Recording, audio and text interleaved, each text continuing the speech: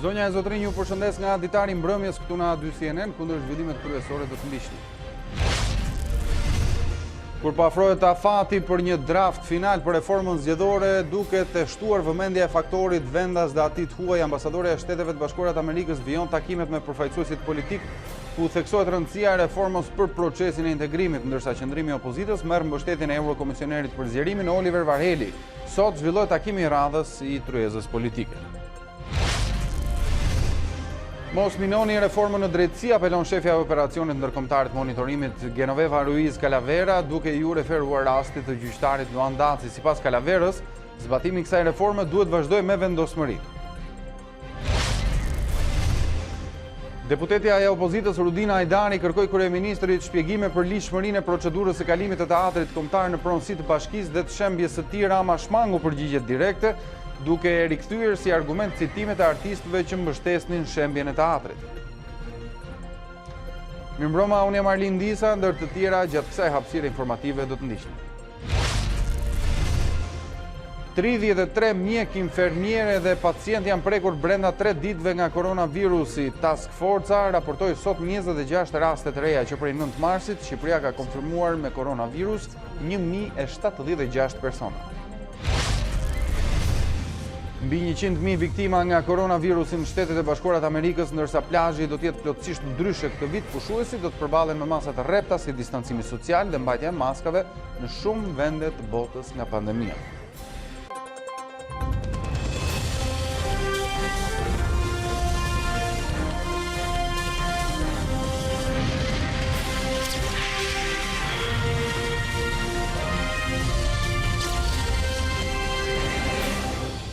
Reforma në drejtësi dhe numërimi mbrapsht për afatin që palët politike i kanë vënë vetes për reformën zgjedhore kanë hedhur në sulm faktorin ndërkombëtar. Ambasadorja amerikane në Tiranë ka zhvilluar sot takime me aktorët politik, ndërsa edhe nga Brukseli kanë ardhur mesazhe inkurajuese për kompromis mes palëve.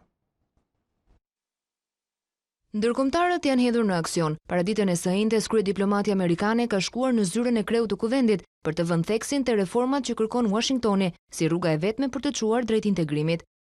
Suksesi i reformës zgjedhore dhe i reformës në drejtësi është jetik për ecjen përpara të Shqipërisë, zhvillimit të vendit, konsolidimin e demokracisë dhe suksesin e proceseve integruese. Një takim më vete prej 35 minutash e zhvilloi edhe me kreun e Komisionit të Ligjeve Ulsi Manja, ndërsa Petrit Vasili është i fundit që mbyll bisedat kokë më kokë të diplomates amerikane me 4 shen politike që negocion reformën zgjedhore. Syt nga tryeza e dialogut për reformën zgjedhore i ka dhe OSBE. Prezenca e saj ka ndjekur me vëmendje përpjekjet e partive për kompromis, ndërsa veçon qartë përmes një deklarate për shtyp se ku duhet të çojë palët ky rrugtim. Depolitizimi i administratës zgjedhore, balance gjinore, ngritja e një strukture të posaçme për eliminimin e presionit ndaj administratës, mekanizma më të fortë kundër krimit zgjedhor, kontrolli dhe transparenca e financimit të fushatës, transparenca e medias. Njëkohësisht, reforma zgjedhore nuk duhet të dobësojë tërësinë e reformave të tjera të rëndësishme. Në lëvizje nuk janë vënë vetëm ndërkombëtarët në Tiranë. Në vazhdim të reformës zgjedhore, eurokomisioneri Oliver Varheli bisedoi me kryedemokratin Basha, duke kërkuar që gjithçka të përmbyllet pa vonesa të tjera, në përputhje me rekomandimet e marsit të Këshillit të Europës. Ky komunikim u vlerësua dhe nga ana e kreut të opozitës Lulzim Basha, për të cilin vetëm draftet ligjore nuk mjaftojnë. Theksova përpjekjet e Partisë Demokratike për të kontribuar për reformën zgjedhore. Nënvizova se vullneti politik është vendimtar, si për ta përfunduar reformën, edhe për të garantuar zgjedhje demokratike, të lira nga shitblerja e votës dhe nga ndikimi i krimit të organizuar. Palët politike janë vetëm 3 ditë larg afatit kalendarik që i kanë vendosur vetes për të gatuar produktin final që do ndryshojë recetën e kodit zgjedhor, ndonse kanë pohuar se 31 maj mund të kapërcehet me disa ditë. Që prej orës 17 ka nisur tryeza për reformën zgjedhore, ku 4 palët përfaqësues të forcave politike janë mbledhur për të ecur më tej në lidhje me respektimin e afatit 31 maj për mbylljen e një drafti përfundimtar i cili do të drejtohet më pas parlamentit. Klementina Cenkollari ndodhet atje dhe ka ndjekur punimet nga se çfarë po zhvillohet nga tryeza. Klementina, të përshëndes, mirëmbrëma. Atëherë, jemi vetëm 3 ditë larg afatit përcaktuar për përfunduar reformën zgjedhore. Afat ky i pranuar dhe i caktuar nga palët, apo jo? Sot po diskutohet për pikat nxehta siç ishte edhe programi i tryezës reformës pas rikthimit të opozitës në të. Nga sa ke mundur të kuptosh deri tani pasi mbledhja është thirrur që në orën 17 pasdites, cilat mund të jenë kundërshtit sot dhe për çfarë po diskutohet konkretisht? Janë 3 pika që po diskutohen aktualisht në grupin e punës sa i përket reformës zgjedhore, lidhet me rolin e policisë, të prokurorisë në zgjedhje dhe mbrojtjen e sinjalizuesve. Tek roli i policisë, palët më herët kanë rënë dakord për rritje të prezencës së policisë gjatë procesit zgjedhor, por çfarë pritet të sjellë debat dhe për cilën po diskutohet edhe në këtë moment është propozimi i Partisë Demokratike që parashikon se 100 ditë përpara procesit zgjedhor, ministri i Brendshëm do duhet të ndryshojë drejtorin e përgjithshëm të policisë së shtetit. Sa përket prokurorisë, në propozimet që edhe aktualisht po diskutohen, opozita e bashkuar ka kërkuar që pjesë e hetimit të krimit zgjedhor të jenë edhe strukturat e posaçme, përfshirë këtu edhe spakun, për cilën duhet thënë deri tani ka pasur një dakordsi. Po ashtu, Partia Demokratike ka propozuar edhe rritjen e rolit të sinjalizuesve për sa përket parregullsive në procesin zgjedhor dhe për këtë arsye ka kërkuar mbrojtje të tyre ligjore, çka do të thotë të mos denoncohen për kallëzime të rreme apo për shpifje. Këto janë 3 çështjet që po diskutohen aktualisht dhe nuk është prekur ende çështja e depolitizimit apo përbërjes së kolegjit zgjedhor. Ditët e fundit, Klea ka patur edhe një nxitje të madhe nga ndërkombëtarët, si brenda ashtu edhe jashtë Shqipërisë, që kjo reformë të vazhdojë mbi ato shina që tashmë dihen. Kujtojmë përshëndetjen e OSBE-s për ecurinë e Tryezës, nuk harrojmë këtu vizitat e njëpasnjëshme të ambasadores Yuri Kim me secilin nga pjesëtarët e kësaj Tryeze të gjitha palëve. E thënë kështu në tërësi, çfarë gjasash ka që reforma të kaloj ashtu siç janë propozimet, pa bërë ndryshime në sistem, por veç me pikat të cilat tashmë dihen, por po i kujtojmë për publikun, për shembull, është rënë dakord për financimin e partive në fushat, kuotat gjinore dhe depolitizimin e administratës zgjedhore. Besoj se këto do të mbeten si pika edhe sot, apo mund të ketë një ndërhyrje në ndonjë pikë tjetër të nxehtë në rend ditës. Sa janë shanset që të arrihet një konsensus brenda 31 majit, siç kërkohet me insistim nga ndërkombëtarët? Po, aktorët e Tryezës vetë kanë deklaruar se ndoshta mund ka përcejt vetëm e disa ditë finalizimi i reformës zgjedhore, pra për te fatit përfundimtar 31 majit. Çështja e depolitizimit të administratës zgjedhore dhe përbërja e kolegjit zgjedhor, në cilën Partia Demokratike dhe aleatët e saj sugjerojnë që të jenë edhe gjyqtarë të cilët nuk e kanë kaluar kolegjin, nuk do të jetë pjesë e diskutimeve të ditës së sotme. Po ashtu edhe për çështjen e financimit të partive politike, duhet thënë që palët kanë rënë dakord dhe kjo çështje nuk rimerret më aktualisht në bisedimet që po ndodhin në Tryezë. Klea, nga sa kemi mësuar, ka edhe një pikë tjetër që ja vlen ta sqarojmë, janë partitë e vogla të krahut të djathtë. Si duket situata për to, pasi me sa kuptohet kërkesa e tyre për të krijuar një grupim pa sigël, por brenda aleancës me PD-n është refuzuar? Apo ka ende shpresë, sepse nga llogarit, nëse ndodh kjo, atëherë shpresat për të mbijetuar për partitë e vogla sikur zbehen, apo jo? Po, ka qenë një kërkesë ka hershme aleatëve të Partisë Demokratike, për të cilën ishte lënë një afat i mundshëm se do të kishte një përgjigje nga ana e leadershipit demokrat, dhe të paktën aleatët thonë se nuk është pranuar këtë kërkesë e tyre, pra nuk do të ketë mundësi që të krijohen koalicione brenda koalicionit, një propozim ky që sipas partive të vogla do të rriste shansin që në qytete të vogla në qytete ku ata kanë ndikim më të madh, do të mund të çonin kandidatët e partive përkatëse, duke kështu rolin e tyre, por natyrisht duke shtuar edhe votat për secilën nga partitë dhe në tërësi për gjithë koalicionin opozitar, por kjo kërkesë nuk është pranuar. Çfarë mbetet tani për tu parë është nëse partitë e vogla do të zgjedhin sërish, kryetarët e partive të vogla do të jenë sërish në listat e Partisë Demokratike, sikurse ka ndodhur në zgjedhjet e fundit, por duket se kjo do të jetë çështje në diskutim. Edhe pse kjo kërkesë e partive të vogla nuk është pranuar, aleatët kanë deklaruar se kjo nuk sjell një krisje me aleatin më të madh, me Partinë Demokratike. Mbetemi pikërisht këtu tek Partia Demokratike dhe aleatët e saj të vegjël, si e kanë pritur këta të fundit refuzimin e të mëdhenjve për ndryshimin e sistemit, Klementina? Ka qenë lufta e tyre më e madhe, duhet thënë që nga nisja e diskutimeve për reformën zgjedhore, por duket se Partia Demokratike arriti të bindë aleatët e saj se do duhet të lëshonin nga kjo çështje në emër të një fitore më të madhe sipas tyre, që është ajo që garanton shqiptarëve zgjedhje të lira dhe krijimin e një qeverie tranzitore. Të paktën ky është argumenti me cilin mbështeten për tërheqjen e tyre partitë e vogla. Gjithsesi nga Partia Demokratike, nga vetë zoti Lulzim Basha, çështja e sistemit zgjedhor është lënë i hapur për të diskutuar sipas tij, pasi të jenë zhvilluar procesi zgjedhor sipas zotit Lulzim Basha, pa Edi Ramën kryeministër. Kjo është një deklaratë pak ditë më herët e zotit Basha, apo jo Klementina, po duke qenë se përmende sistemin zgjedhor, ka ende shpresa apo është e kotë të diskutohet më pasi siç duket kjo është një çështje e mbyllur? Çfarë mund të themi në këtë pikë? Shanset që të rimerën së çështje mund të ekzistojnë, por që të shkohet drejt ndryshimit të sistemit zgjedhor brenda 31 majit, pra brenda këtyre ndryshimeve në kod, duket se janë vërtet të pakta. Kjo për shkak se si nga ana e Partisë Socialiste deri më tani është shprehur vetëm një dakordsi parimore sa përket ndryshimit të sistemit, ndërsa nga Partia Demokratike ka ardhur përgjigje drejt për drejt nga zoti Lulzim Basha, kur pikërisht është pyetur nëse do të pranonte Partia Demokratike një propozim që kishte ardhur në grupin e punës ai për të zbatuar në Shqipëri sistemin e Danimarkës, që parashikon lista të hapura elektorale, dhe zoti Lulzim Basha tha se ishte i hapur për të vendosur në Shqipëri sistem majoritar, pra që të votohet drejt për drejt kandidati, por sipas tij kjo nuk është e mundur, për sa kohë procesi zgjedhor drejtohet nga qeveria aktuale. Ndërkohë, kur ka partë kurrjen e mundësive për një sistem të ri, zonja Rudina Ditari kërkoi ndryshimin e ligjit për referendumet. Përse dhe sa gjas ka të ndodhë kjo, Klementina? Po gjatë ditës së sotme është depozituar zyrtarisht në Kuvendin e Shqipërisë nisma e zonjës Rudina Ditari, e cila u bë publike 2 ditë më parë, pikërisht pas mbledhjes së tryezës së grupit të punës për reformën elektorale. Në thelb referendumi sipas saj, pra ndryshimet ligjore bëjnë të mundur më lehtë që qytetarët të mbledhin firmat për një referendum dhe të kenë të drejtën e fjalës së tyre.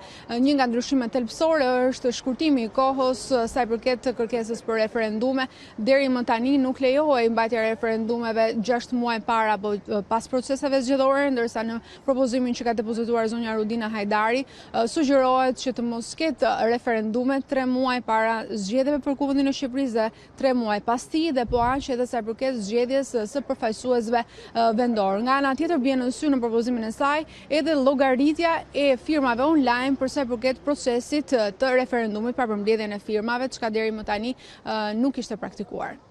Unë falenderoj për këtë bisedë, këtë komunikim me gjas. Do të kemi komunikime të tjera në minutat në vijim, ne do të jemi në transmetim deri në rreth orës 22, ku besoj do të ketë zgjatur edhe kjo mbledhje ditës së sotme, Klementina, apo jo? Unë falenderoj për këtë komunikim tani, besoj se do të dëgjohemi dhe do të shihemi për të mësuar se çfarë ka ndodhur në tryezën e reformës zgjedhore edhe më vonë. Sot, ndërkohë, patëm një të re në kuvend, në parlament, në lidhje me reformën zgjedhore. Një nga deputetët, zoti Edmond Stojku, i ka bërë një kërkesë zotit Gramoz Ruçi, kryetarit të parlamentit, që të jetë edhe ai pjesë e tryezës ku po diskutohet reforma. Ne kemi në një lidhje zotin Stojku për të na dhënë më shumë detaje. Mirëmbrëma zoti Stojku, faleminderit që jeni me ne. Mirëmbrëma dhe faleminderit që ftesën. Ju sot i keni bërë një kërkesë zyrtare kreut kuvendit zotit Ruçi për të bërë pjesë edhe ju në tryezën ku po diskutohet reforma zgjedhore. Do donim dinim pse vjen pikërisht tani kërkesa juaj, kur dihet që teorikisht kanë mbetur vetëm 3 ditë nga përfundimi i afatit që kjo tryezë ka për të përfunduar temat në diskutim. Që të jemi korrekt, komisioni i posaçëm me reformën zgjedhore është në parlament dhe nuk bëhet fjalë për komitetin politik. Pra kemi 2 komitete paralele, 2 komisione paralele, po them. Dhe komisioni legjitim, komisioni posaçëm parlamentar është komisioni legjitim. Për të qenë konciz dhe korrekt në artikulim, do të ishte mirë të saktësohej që unë nuk jam Edmond Stojku i propozuar, i vetë propozuar si për antar në komisionin e posaçëm të reformës zgjedhore, por grupi Demokraci dhe Drejtësi, që është grupi më i madh opozitar sot në parlament, më ka propozuar mua si kryetari i këtij grupi që të jem antar i komisionit posaçëm të reformës zgjedhore. Për te qëllimit tuaj, kërkesa që i është dërguar kreut kuvendit Ruçi është marrë parasysh dhe çfarë përgjigje është dhënë, nëse mund ta ndani me ne? Patjetër që po, ku vendi funksionon me rregulla, të jeni të sigurt që administrata është shumë e përpik dhe njëkohësisht edhe kryetari zbaton të gjithë rregullat e nevojshme që ka parlamenti. Unë kam dorëzuar në protokoll kërkesën dhe kërkesa patjetër që merret parasysh hyn automatikisht në rendin e ditës dhe në seancën e radhës votohet dhe unë bëhem antar me drejta të plota i komisionit posaçëm si përfaqësues i grupit më të madh opozitar, Demokraci dhe Drejtësi në parlament. Duke qenë se kjo kërkesë vjen në mënyrë kaq të beftë, a mund të ndani me ne se çfarë do të kërkoni të çonin tryezën e reformës nëse kërkesa pranohet, pra qoftë edhe për ditët që kanë mbetur, pra çfarë propozimi konkret do të kishit për reformën zgjedhore? E para, kërkesa nuk është e beftë, kërkesa është e zakonshme dhe normale, sepse ne jemi krijuar para 3 muajve, po për shkak të pandemisë, ne seancat janë zhvilluar të gjitha online, në përgjithësi dhe për të pas kontaktet fizike, sepse shkresat duhen dorëzuar në parlament, shkresën duhet ta marrë kryetari, shkresën duhet ta sigloj kryetari. Pra ka pas thjesht arsye objektive të prezencës tonë në parlament. Pastaj, për të vendosur se çfarë do të jenë të rejat aty, të jeni të sigurt që unë nuk përfaqësoj vetëm veten time, përfaqësoj të 11 deputetët e grupit opozitar Demokraci dhe Drejtësi. Ne jemi një grup i cili funksionojmë në bazë të debatit, në bazë të diskutimeve, në bazë të vendimeve të përbashkëta që ne marrim dhe të jeni të sigurt që ndoshta mos t'ju vi çudi të shihni edhe gjëra të reja, të cilat nuk i kanë prekur dy forcat e vjetra politike, të cilat janë prej kaq kohësh në diskutime dhe siç duket nuk po sjellin ndonjë gjë të re për sistemin e reformës zgjedhore. Gjëra të reja do të ishte me interes, zoti Stojku, t'i dëgjojmë dhe t'i përcjellim tek shikuesit tanë. Atëherë, për sa kohë unë akoma nuk jam bërë antar me të drejta të plota, pra që të votojmë në parlament. E para është, ky është hapi i parë. E dyta është, marrim të gjithë çka ndodhur, pra historikun e komisionit parlamentar posaçëm për reformën zgjedhore, marrim të gjithë draftet, propozimet, konkluzionet, arsyetimet, analizat, argumentat dhe të gjitha këto ne i diskutojmë së bashku në grupin tonë opozitar. Dhe aty në bazë të diskutimeve, vendimet të cilat do dalin në grup, vendimet të cilat do të jenë jo vetëm që do jenë të qarta dhe të sakta për publikun, por do të jenë transparente dhe për më tepër se kaq. Me gjas do të vi, edhe pse mund të jetë me ndonjë ditë vonesë, do të vi një draft në parlament, pra që do të dalë nga tryeza politike. Çfarë qëndrimi do të mbani? Do ta votoni atë apo i mbetet një momenti shqyrtimi, qëndrimi që do të mbajë grupi juaj?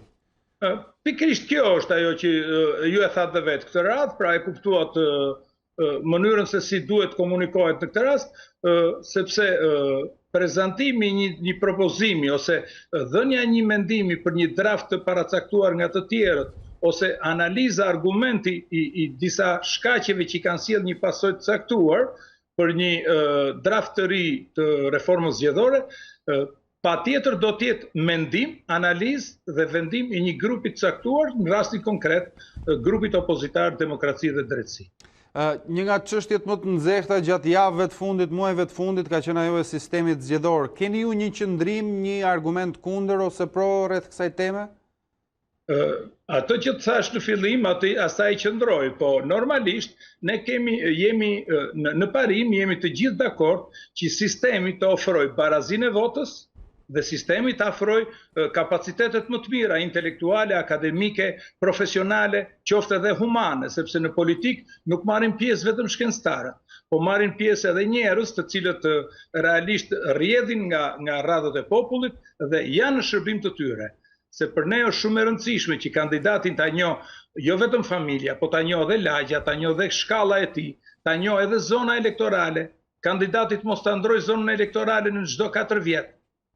Për ne është shumë e rëndësishme që nëse sot miratohet një sistem zgjedhor, të mos dalim pas një viti dhe të lurasim të ditën e nesërme pas numërimit të votave që ky sistem ra, ky sistem s'u zbatua etj.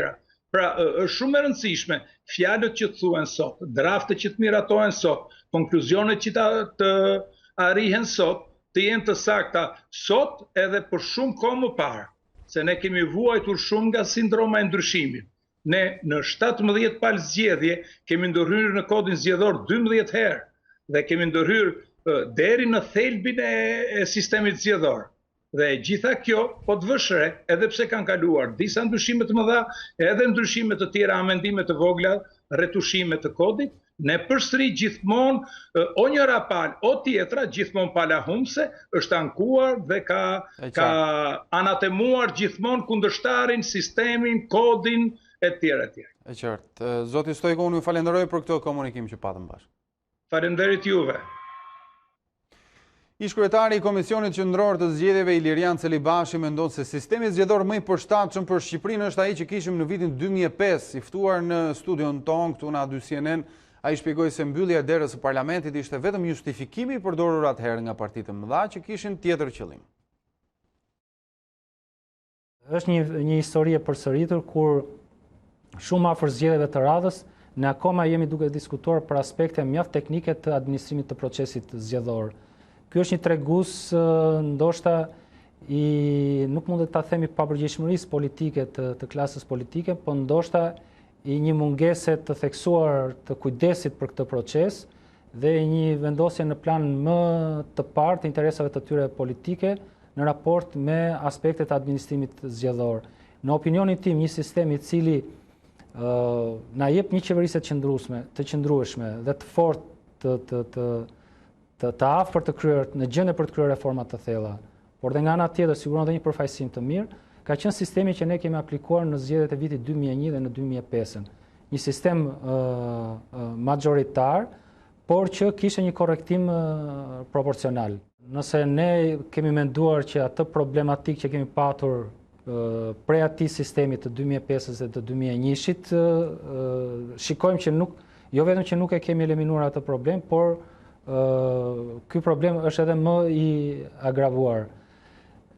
Në pikpamjen time, në fakt, argumenti që u përdor atëherë nuk qëndronte me në një përjashtim, pa ai përjashtim ishte si një përjashtim për çdo sistem tjetër. Kështu që më tepër ai u përdor si një pretekst për ta ndryshuar sistemin me qëllim që dy forcave kryesore politike t'i siguronte një avantazh më të madh. Dhe fakti ka treguar që sistemi që ne aplikojmë është një sistem që avantazhon partitë e mëdha politike. Mirë, shkëputemi për një hapësirë të shkurtër, do të kthehemi pas pak me të tjera zhvillime.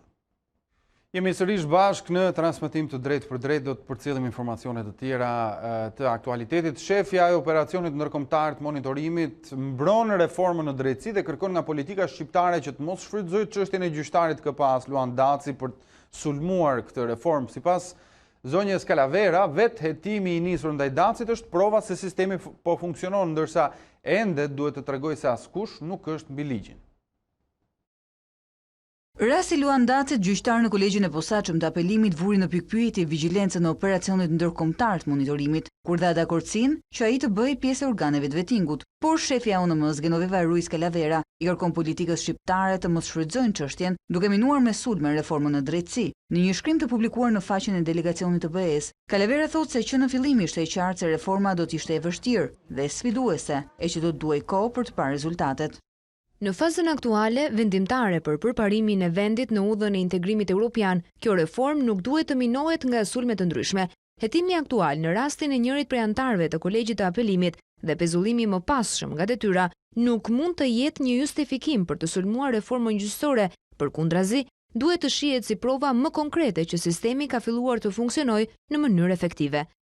Dhe pikërisht tek këto institucione UNM duket se dorëzon dhe fatin e gjyqtarit të shkallës së dytë të vetingut, që nuk ishte treguar për shkarkimin nga detyra para disa dekadash kur punonte si gjyqtar në Tiranë. Pa paragjykuar rezultatin përfundimtar të këtij hetimi dhe përcjellja në gjykat, është pikërisht në këto raste të vështira që një sistem i pavarur drejtësie vihet në provë për të treguar se askush nuk është mbi ligjin, madje as vetë antarët e organeve të vetingut. Calavera, që është gjithashtu drejtoresh për Ballkanin Perëndimor në Komisionin Evropian, flet në shkrim dhe për rolin që reforma në drejtësi luan në kushtet e BE-s për hapjen e negociatave, një proces që sipas saj nuk ka vetëm punë teknike, por kërkon angazhim politik të gjithëve. Prokuroria kërkon atë që i takon dhe që sipas saj po ja merr policia. Ligji i ri për policinë e shtetit që i jep asaj të drejtën të përgjojë pa marrë leje nga prokuroria apo gjykata ka qenë një propozim i prokurorisë për task forcën e organit akuzës dhe jo për policinë. 3 vite më parë kreui task forcës së krijuar në prokurorinë e Tiranës Dritan Reshka kërkoi që struktura e drejtuar prej tij të bënte përgjime brenda 48 orëve, atëherë kur ndodhte vepra penale dhe të shmangeshin burokracitë. Për të realizuar një veprim të tillë në task forcën e prokurorisë së Tiranës u kërkua dhe punësimi i disa oficerëve të policisë gjyqësore, të cilët do të bënin përgjimet. Oficerët duhej të ishin pjesë organike e prokurorisë. Qëllimi në atë kohë, i cili edhe legjitimoi për shkak se përgjimet bëheshin nga organi i akuzës, ishte për të shmangur korrespondencën me policinë, veprim i cili edhe mund të dekonspironte përgjimet apo dhe vetë hetimin. Ndonse kërkesa e prokurorisë së Tiranës në atë kohë nuk u vu kurrë në zbatim, duket se tashmë diçka të tillë kërkon ta bëjë vetë policia, ndërsa sqarimi i ministrit të Brendshëm është i njëjtë me propozimin e akuzës 3 vite më parë. Nuk ka kohë. Është absurde të pretendosh që në një situatë operacionale në terren që ti duhet ta bësh diçka tani, në çast, ti të presësh sa të bësh letra, ti qosh nëpërmjet 1, 2, 3 hallkave hierarkike, ti qosh ti miratosh tek një prokuror apo një gjykatës etj me radhë. Kjo procedura e miratimit deri në sistemin e drejtësisë bëhet për procedimet, për hetimet procedurale, për ato hetime që shkojnë në gjyq pastaj. Ndryshimet e ligjit për policinë e shtetit janë ende në fazë diskutimesh, ndërsa SPAK dhe Prokuroria e Përgjithshme kërkojnë riformulim të tyre. 2 organet e pavarura nuk mund të jenë pjesë e një komiteti të ekzekutivit, përgjimet nuk mund të bëhen nga drejtuesit e policisë, ndërsa edhe vetë termi procedim policor nuk mund të qëndrojë, pasi çdo procedim kërkon autorizim nga prokurori. Për juristët, propozimet që vinë nga ministri i Brendshëm Sandër Lesha e lidhur me përgjimet janë antikushtetuese dhe në shkelje të drejtave të njerëzit. Për ta, ndryshimet e propozuara do të krijonin hapësirë për abuzim nga policia. Propozimi i ministrit të Brendshëm për ndryshime në ligjin për policinë e shtetit për përgjime pa autorizim nga prokuroria konsiderohet nga juristët si antikushtetues dhe në shkelje të drejtave të njerëzit. Çdo rast, sipas dispozitave dhe interpretimit të kodit të procedurës penale, duhet të jetë prokuroria ajo që të regjistrojë procedimin penal, të fillojë hetimet, të vazhdojë hetimet dhe të monitorojë zhvillimin e hetimeve. Qoftë edhe për efekt parandalues, unë vlerësoj që në absolutisht në asnjë rast, duke qenë se cënon të drejtat individuale të njerëzit, nuk mund të bëhet përgjimi qoftë edhe për efekt parandalues pa regjistruar, pa pasur më parë një vendim të prokurorisë për regjistrimin e procedimit penal, pa u regjistruar procedimi penal dhe pa pasur prokuroria rolin kryesor që jep kodi procedurës penale në zhvillimin e hetimeve. Për të mos shkelur të drejtat e lirisë themelore të njerëzit, jo pa qëllim, në 2 ligjit është përcaktuar qartë dhe saktë se është titullari i prokurorisë së përgjithshme dhe i prokurorisë së posaçme ai që autorizon përgjimin pavarësisht personit apo institucionit se kush e paraqit këtë kërkesë. Me këto ndryshime, unë gjykoj se shkelen gjitha parimet e sankcionuara si në drejtën europiane, ashtu edhe në Kushtetutën e Republikës Shqipërisë. Kjo është iniciativë antikushtetuese, shkel liritë dhe drejtat themelore të njerëzit, duke u përgjuar vetëm nga policia dhe me iniciativë të policisë, unë mendoj që anashkalohen të gjitha këto institucionet e krijuara tashmë, duke përfshirë këtu edhe prokurorinë e posaçme. Sipas tyre, miratimi i ndryshimeve të propozuara mund të lërë shteg për keqpërdorim të përgjimeve nga policia e shtetit. Që kjo iniciativë e marrë nga mazhoranca sot është vetëm për shantazh politik. Ikja e përgjimit dhe kryesisht autorizimit nga prokuroria, në gjykimin tim nuk është gjë tjetër përveç se shteg për abuzim lidhur pikërisht me cënimin e kësaj drejte. Juristët kundërshtojnë edhe krijimin e Komitetit Antikrim, strukturë që sipas propozimit drejtohet nga ministri i Brendshëm dhe ka në përbërje ndër të tjerë prokurorin e përgjithshëm dhe kreun e SPAK. Nuk mund të krijohet një institucion i ri, qoftë edhe me një strukturë apo pozicion apo dhe me kompetenca honorare, duke cënuar kompetencat, funksionimin dhe rolin që ka prokurori i përgjithshëm. Nuk mund të drejtohet një institucioni ri nga ministri i brendshëm dhe të jenë institucione varësia apo institucione pjesëmarrëse në këtë institucion, shumë institucione të rëndësishme siç është prokurori i përgjithshëm. Mos njoftimi në mënyrë elektronike i ish ministrit brendshëm Sajmir Tahiri, por dhe situata e krijuar për shkak të pandemisë, solli një tjetër shtyrje të gjyqit për ish zyrtarin e lartë dhe ish drejtorin e policisë Vlorës, Jael Çela. Seanca e radhës pritet zhvillohet në datën 11 qershor në apelin e gjykatës së posaçme, ku pala mbrojtëse kërkon pafajësi për ish ministrin Tahiri. Ne jemi konsistent në kërkimin tonë, ne kërkojmë pafajësi. Pak rëndësi ka këto anët procedurale dhe nuk do të luajmë me procedurën, përkundrazi, edhe ju keni ndjekur dhe dini procesin tashi shumë mirë, dhe mund të them dhe në detaje që Sajmir Tahiri që nga momenti i parë që është vënë përballë njoftimit të akuzës dhe deri sa mbaruam procesin dhe paraqitëm dhe ankimin në apelin në gjykatën e apelit, ka kërkuar në vazhdimsi dhe prerës pavajtësi.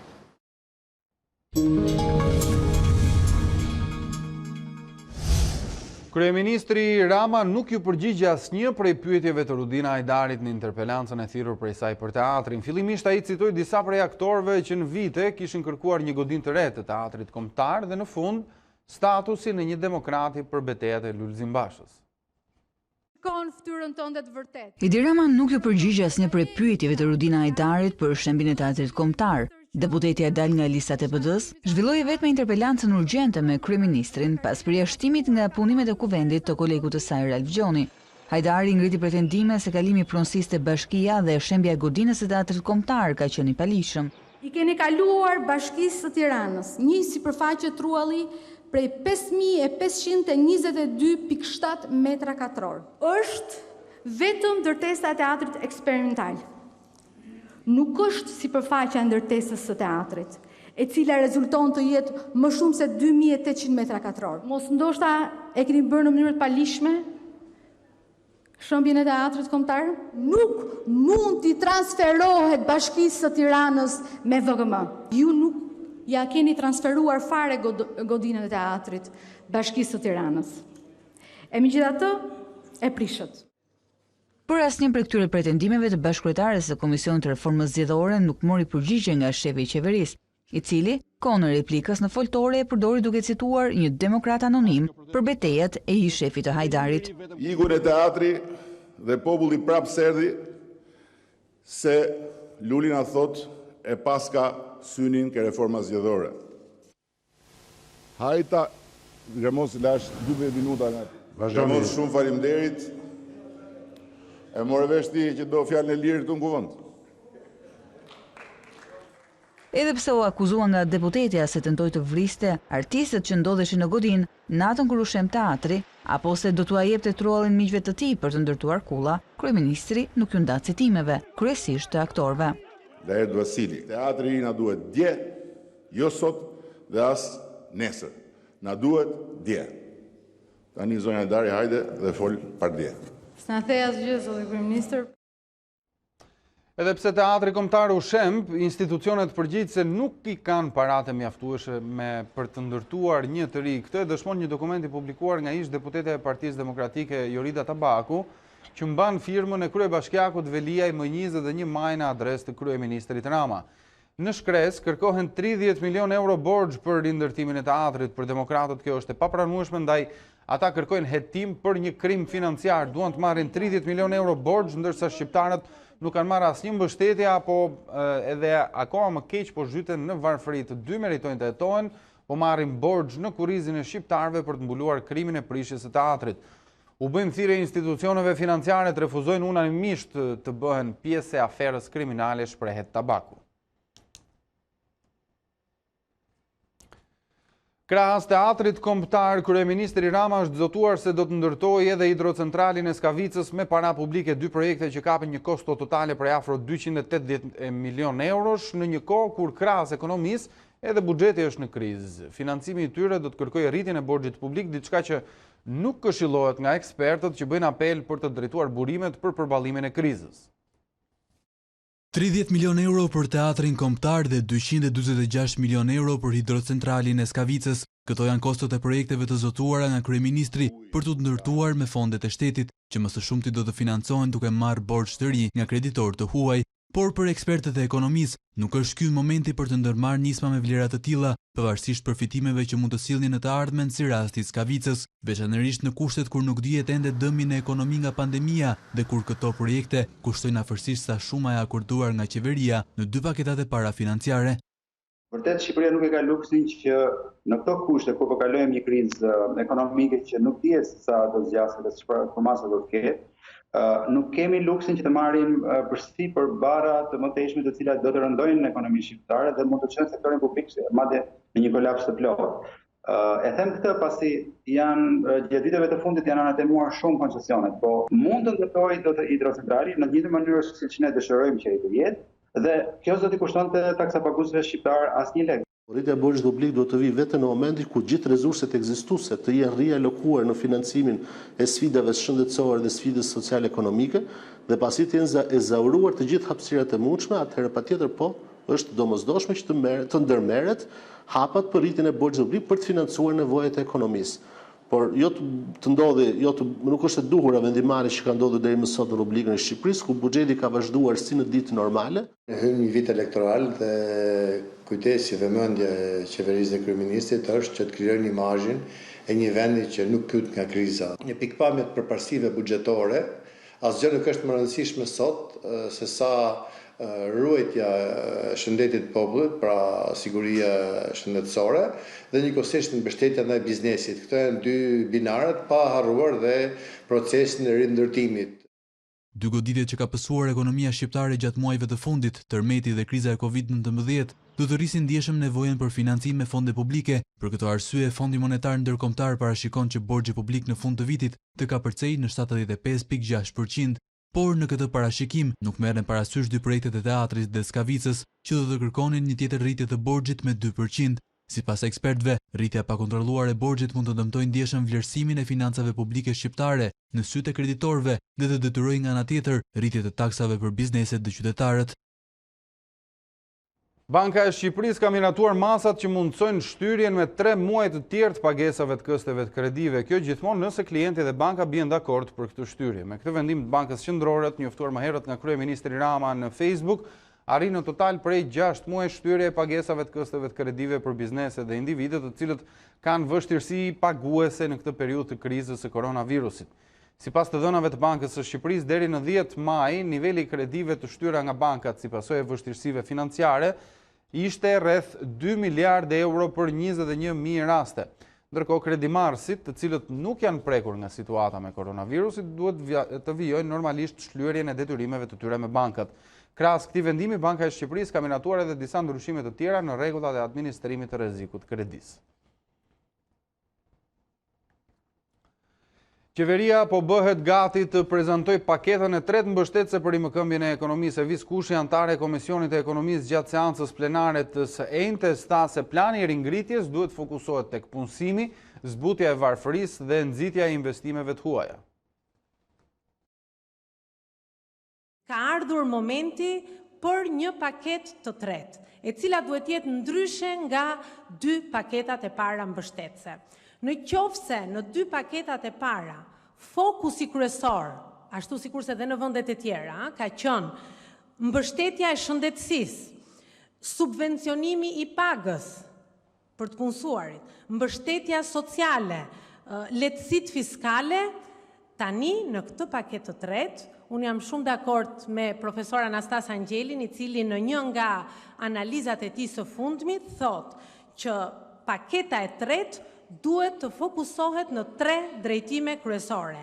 E para ekonomia, e dyta punësimi dhe e treta zbutja e varfërisë. Këto duhet jenë 3 shtyllat kryesore ku ne duhet të fokusohemi në vazhdim. Dhe padyshim reforma strukturore dhe nxitja apo le të themi thithja e investimeve të huaja direkte dhe investimeve vendase padyshim.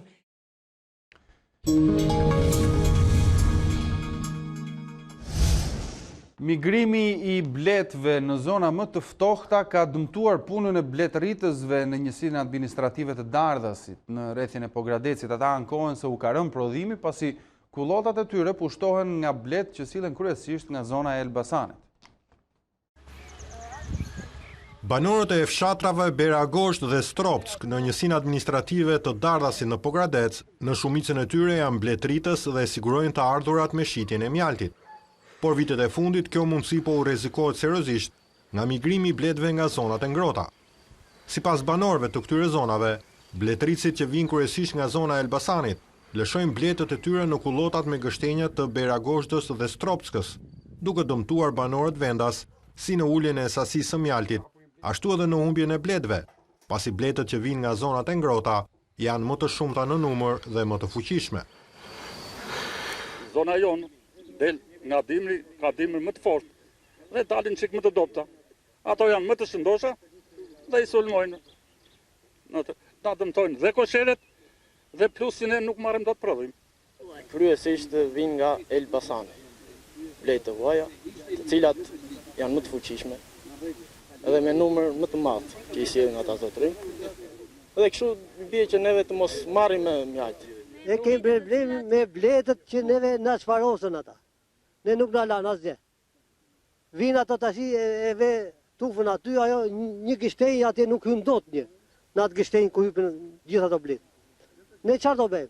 Ne akoma s'kemi magazinat, ajo vjen e sjell me depo me magazin. Kjo problematika bërë që këta banorë të mos arrin të përfitojnë as subvencionet nga ana e shtetit, dhe për këtë arsye kanë kërkuar ndihmën e pushtetit lokal. Kjo njësi administrative nuk i ka kapacitetet për të pranuar migrimin. U bëjmë thirrje edhe nëpërmjet mediave tuaja që të gjithë ata që kërkojnë të migrojnë paraprakisht të kontaktojnë me drejtues të njësive administrative, kryetarët e kryesive të fshatrave dhe pastaj sipas rregullave të pajisen me certifikatat shëndetësore dhe të shkojnë. Në dy fshatrat e njësisë administrative të Dardasit janë 50 familje që mbashtrojnë bletën dhe jetojnë me të ardhurat që nxjerrin prej tyre. 10 ton qershi që prodhohen në zonën e Godoleshit në Elbasan vazhdojnë të transportohen ende me mënyra primitive, mungesa e rrugës, por edhe tregut ka vështirësuar së tepërmi punën e banorëve të kësaj zone.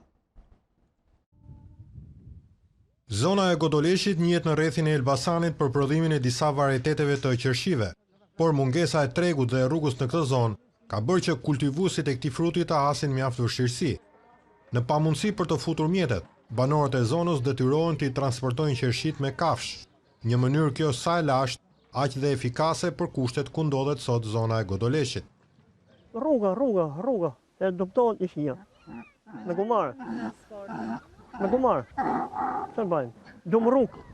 S'ka treg, vetëm këtu vjen emblema, do të shkojë për qytetet e tjera. Shumë dobët me çmimin. Ja. Me motorë, me gumare, me mushka, me kol, e gjithë. Çfarë rrugë ku shka vandorë me rrugën? S'ma me kur vandorë me rrugën. Fare. Me 30 tonë qeshi on që ka punu i vit për të qeshi, s'ka mas rrugë që të vetë ta marr. As ku të qoj, ku të vitet të shes këtu, dhe pa vun pikë në zezë. Pikë në zezë, nësi fshatarë të Godoleshk, vit për vit kemi vujt për rrugë dhe për tregun. Vetë me gumare, as një tjetër.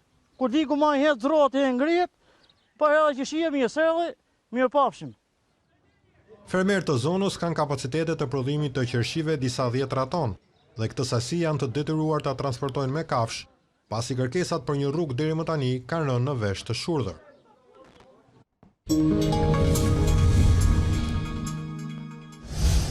Vazhdojnë akuzat dhe kundër akuzat mes presidentit në Kosovë, Hashim Thaçit dhe kryeministrit në detyrë Albin Kurti, lideri i vetëvendosjes si quajti shpifje pretendimet e kreut të shtetit se është futur në dhomën e përgjimeve të postës së shtetit, palët kërkuan hetim nga prokuroria për këtë çështje. Nuk kanë të mbaruar replikat mes kryeministrit në detyrë të Kosovës Albin Kurti dhe presidentit Hashim Thaçi. Lideri i lëvizjes vetëvendosje e quajti gënjeshtër dhe shpifje akuzën e kreut të shtetit se ishte futur bashkë me ministrin e brendshëm në detyrë në dhomën e përgjimeve të postës së Kosovës.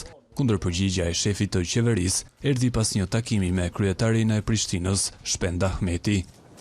Ato janë gënjeshtra, janë shpifje. Problemi me gënjeshtarët është që nuk mund të gënjejnë një herë, duhet të gënjejnë për ditë, e mandej duhet të gënjejnë nga disa herë ditë. Të gjitha ato shpifje për neve besoj që nuk do duhet ishin vetëm pyetjet quaja për mua, por edhe pyetjet e prokurorit të shtetit për presidentin. Kurti diskutoi me Ahmetin lidhur me pandemin koronavirus dhe për mënyrat e rikthimit gradual në ato që po cilësohet si normalitet i ri.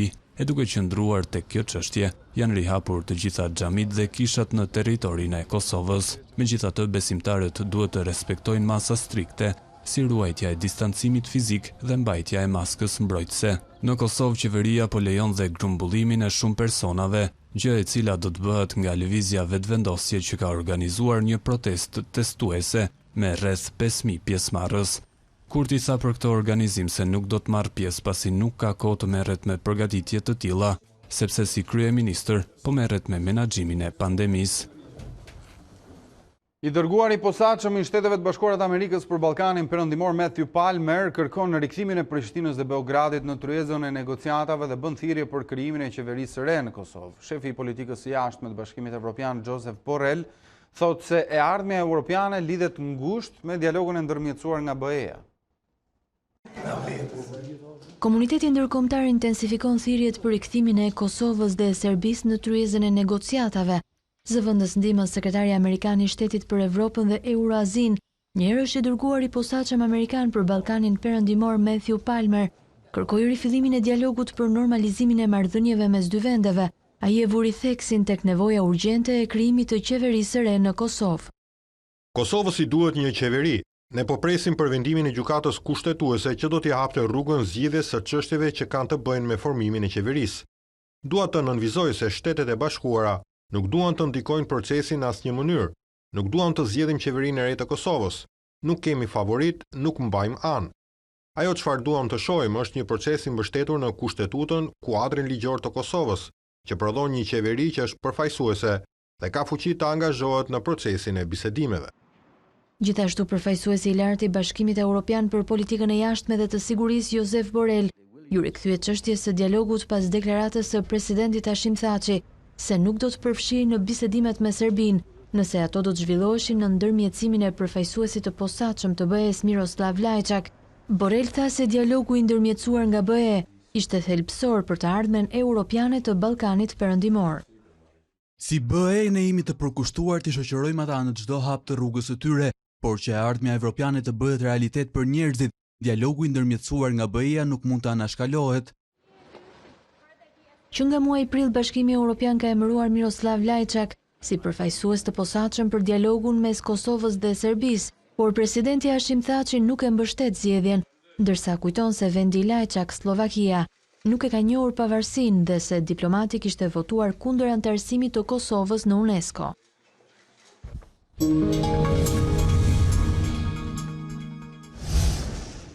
Shtohen të prekurit nga Covid-19 dhe të gjithë në Tiranë. 26 raste të reja kanë dalë pozitiv orët e fundit, ndërsa qendra spitalore universitare Nën Tereza është vatra më e nxehtë në këtë moment. 33 mjek, infermier dhe pacient janë prekur brenda 3 ditëve nga koronavirusi. Rritet numri të prekurve nga koronavirusi dhe vetëm në Tiranë.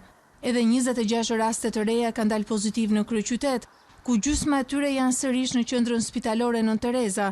Vatra e krijuar në shërbimin e mjekësisë interne, deri tani ka infektuar 33 mjek, infermier dhe pacient që ishin të shtruar në këtë pavion.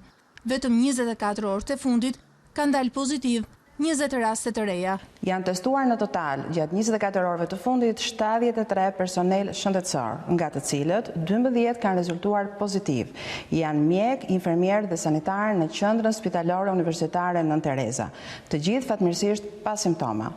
Në total, në qendrën spitalore universitare Nën Tereza janë konfirmuar 20 persona të prekur, personel shëndetësor dhe pacient, kontakte të rastit të identifikuar 3 ditë më parë. Epidemiologët vijojnë hetimin tek personat e kontaktit, por edhe për raste të reja. Me ndryshimin e shifrave janë shtuar edhe të smurët aktiv në Tiranë. 122 të prekur, një pjesë e konsiderueshme pa shenja, po monitorohen në shtëpi nga mjekët e familjes, ndërkohë nuk ka ndryshime në numrin e shtrimeve në spital. Spitalin infektiv aktualisht po trajtohen 24 pacient, nga të cilët 3 janë në terapi intensive. Në 24 orët e fundit janë të shëruar 11 qytetarë, duke çuar në 823 numrin e të shëruarve që nga fillimi i kësaj epidemie. 1076 persona janë prekur deri tani nga koronavirusi, ndërsa 76% e tyre rezultojnë të shëruar.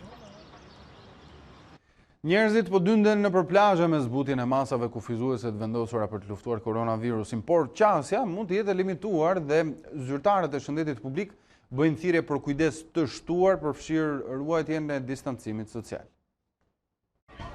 Në të gjithë botën, njerëzit u janë drejtuar plazheve me mbërritjen e verës në hemisferën veriore. Pak rrezë dielli, pak vitamin D dhe sistem të forcuar imunitar, për këtë kemi nevojë. Dyndja e pushuesve në këto zona ka qenë normale në të shkuarën e afërt, por këtë vit është shumë ndryshe. Me rregullat strikte të vendosura për rreth botës, qasja në plazhe do të jetë kufizuar dhe zyrtarët e shëndetësisë kërkojnë që të tregohet kujdes i shtuar dhe sigurisht distancimi fizik duhet të jetë kushti domosdoshëm. Plazhet në Itali po hapen, por pamja nuk i ngjason asaj tradicionales. Jemi të detyruar të bëjmë shumë ndryshime në mënyrë që të hapim aktivitetin. Dezinfektojmë kabinat e plazhit, restorantet si dhe kioskat këtu në plazh. Çadrat do të jenë shumë larg njëra tjetrës. Përpara kishte fusha tenisi dhe volejbolli dhe pabe për të festuar deri në agim. Asnjë prej tyre nuk do të ekzistojnë këtë vit në këtë resort në Itali. Ndryshime drastike edhe në plazhet e famshme të Kalifornisë në Shtetet e Bashkuara. S'do të ketë qëndrim në rër, pasi plazhi është kufizuar vetëm për not dhe surf. Madje në disa zona të Amerikës mund të ndalohet zhvillimi i piknikëve dhe plazhi. Gjithashtu shitësit ambulant nuk do të mund të zhvillojnë aktivitetin e tyre këtë sezon. Italia do të zbusë sërish masat kufizuese duke nisur nga qershori. Palestrat, pishinat dhe aeroportet do të rihapen me masat të rrepta sigurie, por Kroacia dënon Italinë duke mos pranuar turist nga ky shtet. Italia duket se po shkon drejt shërimit. Mbi 500 raste të reja me koronavirus u regjistruan në 24 orët e fundit, shumë prej tyre vetëm në rajonin e Lombardisë. Shifra mbetet thuajse e njëjtë me një ditë më parë, ndërsa viktimat të njëjtën ishin 70, më pak se të mërkurën. Guvernatori i Lombardisë shprehet me bindje se me 3 qershor do të mundsohet lëvizja e qytetarëve në të gjithë territorin italian, ndërsa javës që vjen pritet të zbuten sërish masat kufizuese të vendosura për të luftuar pandemin. Palestrat dhe pishinat në Milano do të presin sërish klient pas 3 muajsh mbyllje për shkak të emergjencës shëndetësore. Gjithashtu rikthehet në aktivitet dhe transporti ajror, që ka parë në këto muaj një rënje drastike. Italia shpreson që turistët të kthehen duke nisur nga 3 qershori, kur të rihapen kufijt me vendet e Bashkimit Evropian. Aeroporti i Fiumincinos në Rom, thuajse i boshatisur, ka bërë përgatitje të nevojshme, duke vendosur masa të shtuara të sigurisë për të kthyer në aktivitet. Por qëndrimi të Austrisë i bashkohet dhe Kroacia, që ka hapur kufijt për turistët duke përjashtuar ata nga Italia. Ky shtet i Ballkanit do të pres vizitor vetëm nga 10 vende anëtare të BE-s, sipas asaj që bëri me dije kryeministri Andrej Plenković. Viktimat e koronavirusit në Shtetet e Bashkuara të Amerikës i kanë tejkaluar 100.000. Në më pak se 4 muaj pandemia e COVID-19 u ka marrë jetën më shumë amerikanëve se luftrat në Kore, Vietnam, Irak dhe Afganistan të marra së bashku. Bëhet edhe më i hidhur bilanci i pandemisë së COVID-19 në Shtetet e Bashkuara. Numri i viktimave i tejkalon 100.000, më pak se 4 muaj pas shpërthimit të krizës shëndetësore. Vdekjet janë më shumë se në çdo vend tjetër të botës, ndërsa me gati 1.7 milion të infektuar. Shtetet e Bashkuara kanë 30% të rasteve me koronavirus në të gjithë globin. Bazuar në shifrat e publikuara nga Universiteti John Hopkins, më shumë amerikanë kanë vdekur nga COVID-19 sesa në luftrat e Koresë, Vietnamit, Irakut dhe Afganistanit të marra së bashku. Në një video mesazh kandidati demokrat për presidencën Joe Biden ngushëlloi familjet që kishin humbur të dashurit dhe kritikoi administratën Trump për mënyrën e menaxhimit të krizës. Për të gjithë ata që vuajnë, më vjen shumë keq. Kombi është në zi bashkë me ju. Nuk duhet të kishim një bilans të tillë kaq tragjik. Mund të ishte shmangur. Por ndërsa ka numrin më të lartë të viktimave në botë, Shtetet e Bashkuara renditen të nëntat për nga niveli i vdekshmërisë në raport me popullsinë, pas vendeve si Belgjika, Mbretëria e Bashkuar, Franca dhe Irlanda. Megjithatë, bilanci vazhdon të rritet dhe autoritetet shëndetësore thonë se shifra reale mund të jetë shumë më e lartë se sa ajo zyrtare. 20 shtete, mes të cilave Karolina e Veriut, Wisconsin dhe Arkansas, raportojnë shtim të rasteve të reja sipas një studimi të publikuar nga Reuters, ndërkaq shtetet e goditura më rënd, përfshirë New Yorkun, kanë shënuar rënje të numrit të vdekjeve.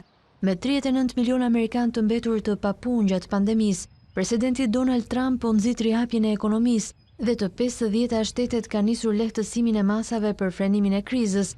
Parku më i madh i Disneyt në botë, ai i Floridas, planifikon të hapet në 11 korrik, e gjithashtu 4 kazino në Las Vegas do të mirëpresin sërish klient nga 4 korriku. Mirë, shkëputemi për një hapësirë të shkurtër, do të kthehemi pas pak në pjesën e dytë të ditarit të mbrëmjes.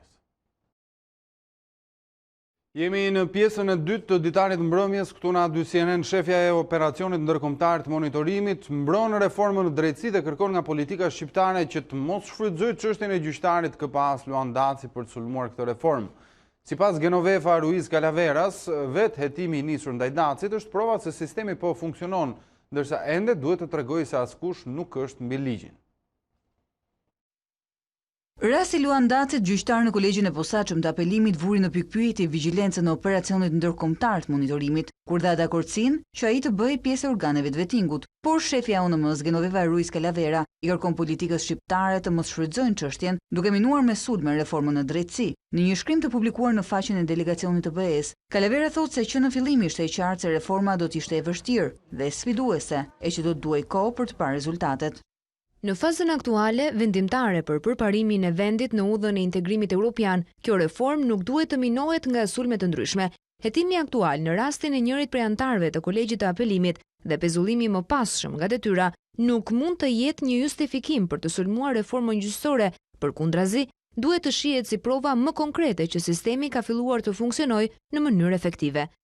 Dhe pikërisht tek këto institucione UNM duket se dorëzon dhe fatin e gjyqtarit të shkallës së dytë të vetingut, që nuk ishte treguar për shkarkimin nga detyra para disa dekadash kur punonte si gjyqtar në Tiranë. Pa paragjykuar rezultatin përfundimtar të këtij hetimi dhe përcjellje në gjykat, është pikërisht në këto raste të vështira që një sistem i pavarur drejtësie vihet në provë për të treguar se askush nuk është mbi ligjin, madje as vetë antarët e organeve të vetingut. Calavera, që është gjithashtu drejtoresh për Ballkanin Perëndimor në Komisionin Evropian, flet në shkrim dhe për rolin që reforma në drejtësi luan në kushtet e BE-s për hapjen e negociatave, një proces që sipas saj nuk ka vetëm punë teknike, por kërkon angazhim politik të gjithëve. Prokuroria kërkon atë që i takon dhe që sipas saj po ja merr policia. Ligji i ri për policinë e shtetit që jep asaj të drejtën të përgjojë pa marrë leje nga prokuroria apo gjykata ka qenë një propozim i prokurorisë për task forcën e organit të akuzës dhe jo për policinë. 3 vite më parë kreui task forcës së krijuar në prokurorinë e Tiranës Dritan Reshka kërkoi që struktura e drejtuar prej tij të bënte përgjime brenda 48 orëve, atëherë kur ndodhte vepra penale dhe të shmangeshin burokracitë. Për të realizuar një veprim të tillë në task forcën e prokurorisë së Tiranës u kërkua dhe punësimi i disa oficerëve të policisë gjyqësore, të cilët do të bënin përgjimet. Oficerët duhej të ishin pjesë organike e prokurorisë. Qëllimi në atë kohë, i cili edhe legjitimoi për shkak se përgjimet bëheshin nga organi i akuzës, ishte për të shmangur korrespondencën me policinë, veprim i cili edhe mund të dekonspironte përgjimet apo dhe vetë hetimin. Ndonse kërkesa e prokurorisë së Tiranës në atë kohë nuk u vu kurrë në zbatim, duket se tashmë diçka të tillë kërkon ta bëjë vetë policia, ndërsa sqarimi i ministrit të Brendshëm është i njëjtë me propozimin e akuzës 3 vite më parë. Nuk ka kohë. Është absurde të pretendosh që në një situatë operacionale në terren që ti duhet ta bësh diçka tani në çast, ti të presësh sa të bësh letra, ti qosh nëpërmjet 1, 2, 3 hallkave hierarkike, ti qosh ti miratosh tek një prokuror apo një gjykatës etj. Me radhë. Kjo procedura e miratimit deri në sistemin e drejtësisë bëhet për procedimet, për hetimet procedurale, për ato hetime që shkojnë në gjyq pastaj. Ndryshimet e ligjit për policinë e shtetit janë ende në fazë diskutimesh, ndërsa SPAK dhe Prokuroria e Përgjithshme kërkojnë riformulim të tyre.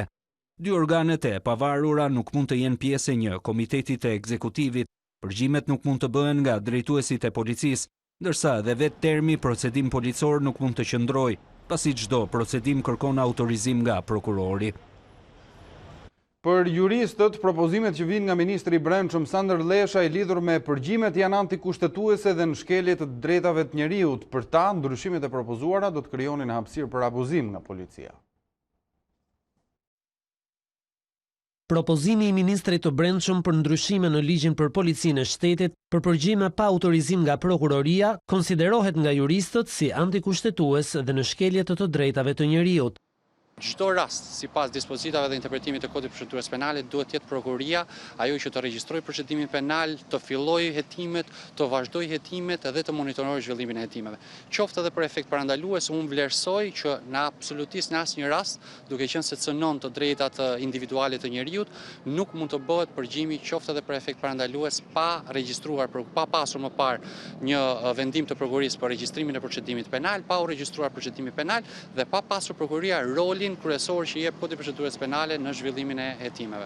Për të mos shkelur të drejtat dhe liritë themelore të njeriut, jo pa qëllim, në dyja ligjet është përcaktuar qartë dhe saktë se është titullari i prokurorisë përgjithshme dhe i prokurorisë së posaçme ai që autorizon përgjimin pavarësisht personit apo institucionit se kush e paraqit këtë kërkesë. Me këto ndryshime, unë gjykoj se shkelen gjitha parimet e sankcionuara si në drejtën europiane, ashtu edhe në Kushtetutën e Republikës Shqipërisë. Kjo është iniciativë antikushtetuese, shkel liritë dhe drejtat themelore të njeriut, duke u përgjuar vetëm nga policia dhe me iniciativë të policisë, unë mendoj që anashkalohen të gjitha këto institucionet e krijuara tashmë, duke përfshirë këtu edhe prokurorinë e posaçme. Sipas tyre, miratimi i ndryshimeve të propozuara mund të lërë shtek për keqpërdorim të përgjimeve nga policia e shtetit. Që kjo iniciativë e marrë nga mazhoranca sot është vetëm për shantazh politik. Ikja e përgjimit dhe kryesisht autorizimit nga prokuroria, në gjykimin tim nuk është gjë tjetër përveç se shtek për abuzim lidhur pikërisht me cënimin e kësaj drejte. Juristët kundërshtojnë edhe krijimin e Komitetit Antikrim, strukturë që sipas propozimit drejtohet nga Ministri i Brendshëm dhe ka në përbërje ndër të tjerë prokurorin e përgjithshëm dhe kreun e SPAK. Nuk mund të krijohet një institucion i ri, qoftë edhe me një strukturë apo pozicion apo edhe me kompetenca honorare, duke cënuar kompetencat, funksionimin dhe rolin që ka prokurori i përgjithshëm. Nuk mund të drejtohet një institucion i ri nga Ministri i Brendshëm dhe të jenë institucione varësie apo institucione pjesëmarrëse në këtë institucion, shumë institucione të rëndësishme siç është prokurori i përgjithshëm.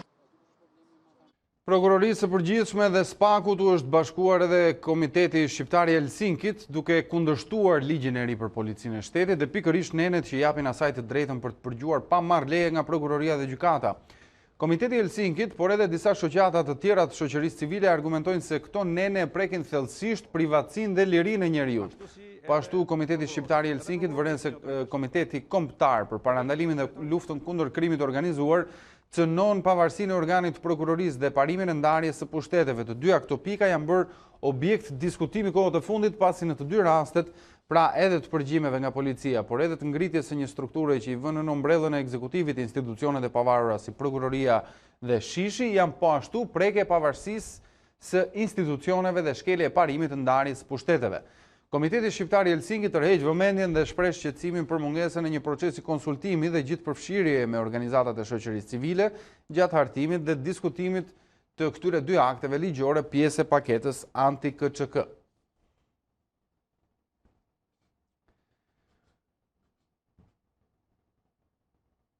Mos njoftimi në mënyrë elektronike i ish ministrit brendshëm Sajmir Tahiri, por edhe situata e krijuar për shkak të pandemisë solli një tjetër shtyrje të gjyqit për ish zyrtarin e lartë dhe ish drejtorin e policisë së Vlorës Jael Çela. Seanca e radhës pritet të zhvillohet në datën 11 qershor në apelin e gjykatës së posaçme, ku pala mbrojtëse kërkon pafajësi për ish ministrin. Ne jemi konsistent në kërkimin tonë, ne kërkojmë pafajësi.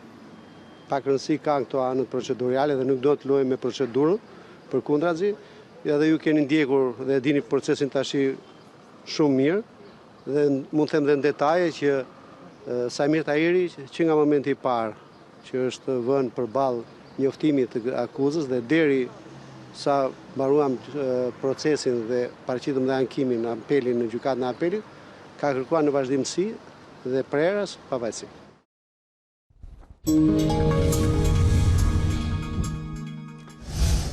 Reforma në drejtësi dhe numërimi mbrapsht për afatin që palët politike i kanë vënë vetes për reformën zgjedhore kanë hedhur në sulm faktorin ndërkombëtar. Ambasadori amerikane në Tiranë ka zhvilluar sot takime me aktorët politik, por edhe nga Brukseli erdhën mesazhe inkurajuese për kompromis mes palëve. Ndërkombëtarët janë hedhur në aksion. Paraditën e së njëjtës kryediplomati amerikane ka shkuar në zyrën e kreut të kuvendit për të vënë theksin te reformat që kërkon Washingtoni si rruga e vetme për të çuar drejt integrimit. Suksesi i reformës zgjedhore dhe i reformës në drejtësi është jetik për ecjen përpara të Shqipërisë, zhvillimit të vendit, konsolidimin e demokracisë dhe suksesin e proceseve integruese. Një takim më vete prej 35 minutash e zhvilloi edhe me kreun e Komisionit të Ligjeve Ulsi Manja, ndërsa Petrit Vasili është i fundit që mbyll bisedat kok më kok të diplomates amerikane me 4 shen politike që negocion reformën zgjedhore.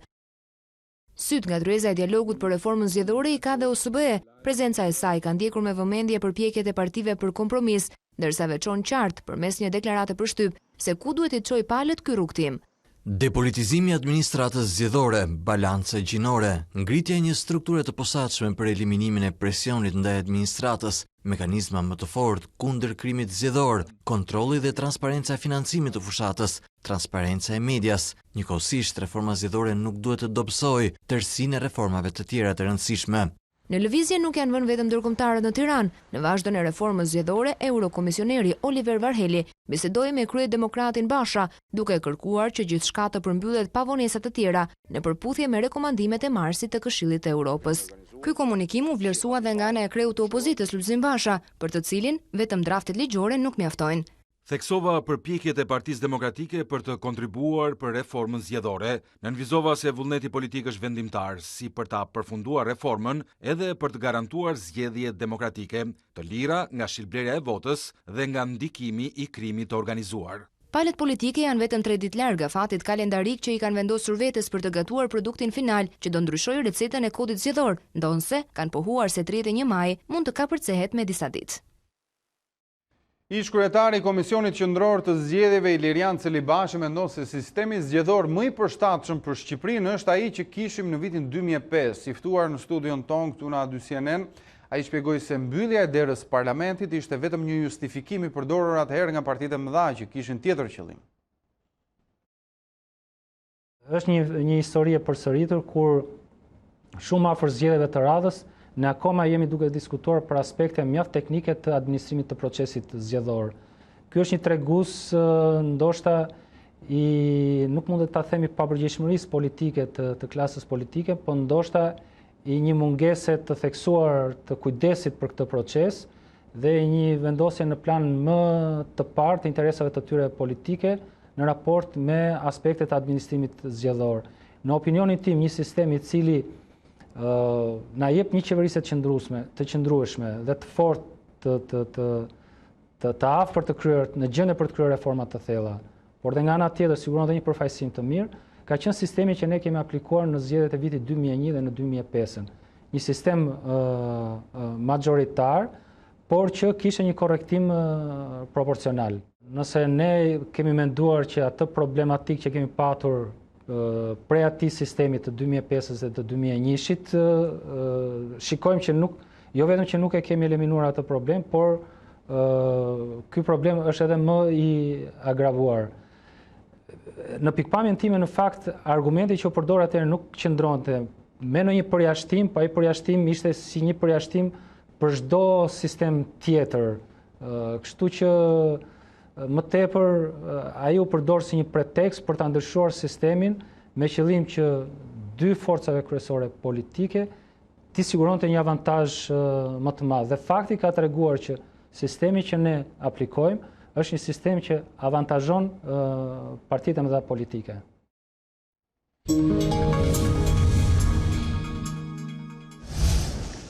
Kryeministri Rama nuk ju përgjigj asnjë prej pyetjeve të Rudina Ajdarit në interpelancën e thirrur nga kjo e fundit për teatrin. Fillimisht ai citoi disa prej aktorëve që ndër vite kishin kërkuar një godinë të re të teatrit kombëtar dhe në fund statusin e një demokrati për betejat e Lulzim Bashës. Edi Rama nuk ju përgjigj asnjë prej pyetjeve të Rudina Hajdarit për shembin e teatrit kombëtar. Deputetja dal nga lista e PD-s, zhvilloi vetëm interpelancën urgjente me kryeministrin pas përjashtimit nga punimet e kuvendit të kolegut të saj Ralph Gjoni. Hajdari ngriti pretendime se kalimi pronësisë te Bashkia dhe shembja e godinës së teatrit kombëtar ka qenë i palishëm.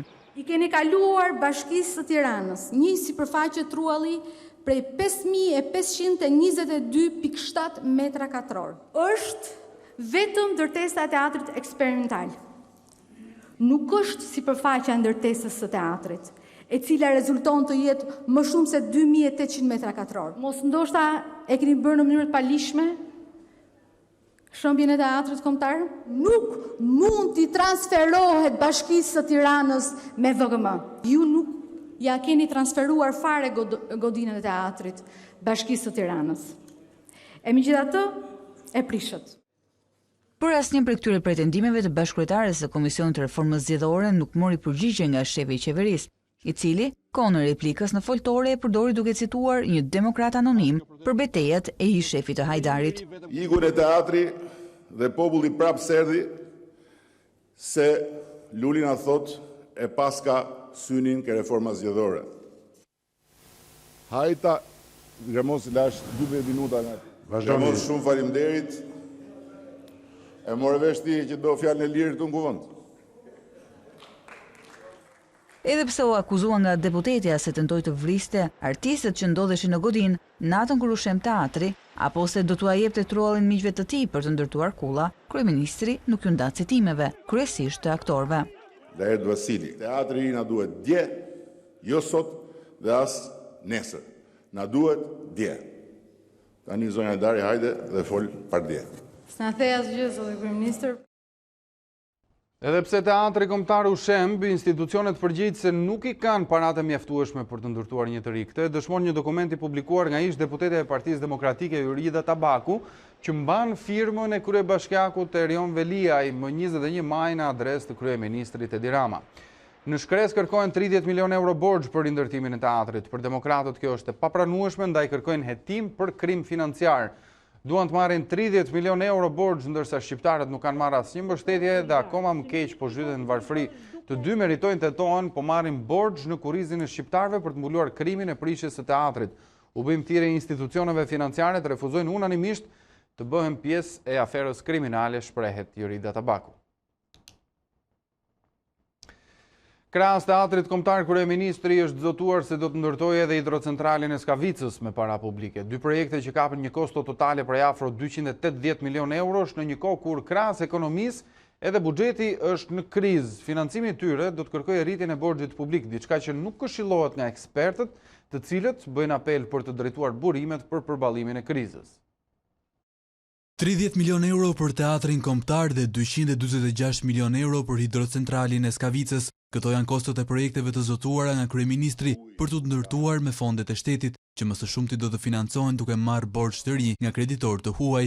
Por për ekspertët e ekonomisë, nuk është ky momenti për të ndërmarrë nisma me vlera të tilla, pavarësisht përfitimeve që mund të sillnin në të ardhmen si rasti i Skavicës, veçanërisht në kushtet kur nuk dihet ende dëmi në ekonomi nga pandemia dhe kur këto projekte kushtojnë afërsisht sa shuma e akorduar nga qeveria në 2 paketat e para financiare.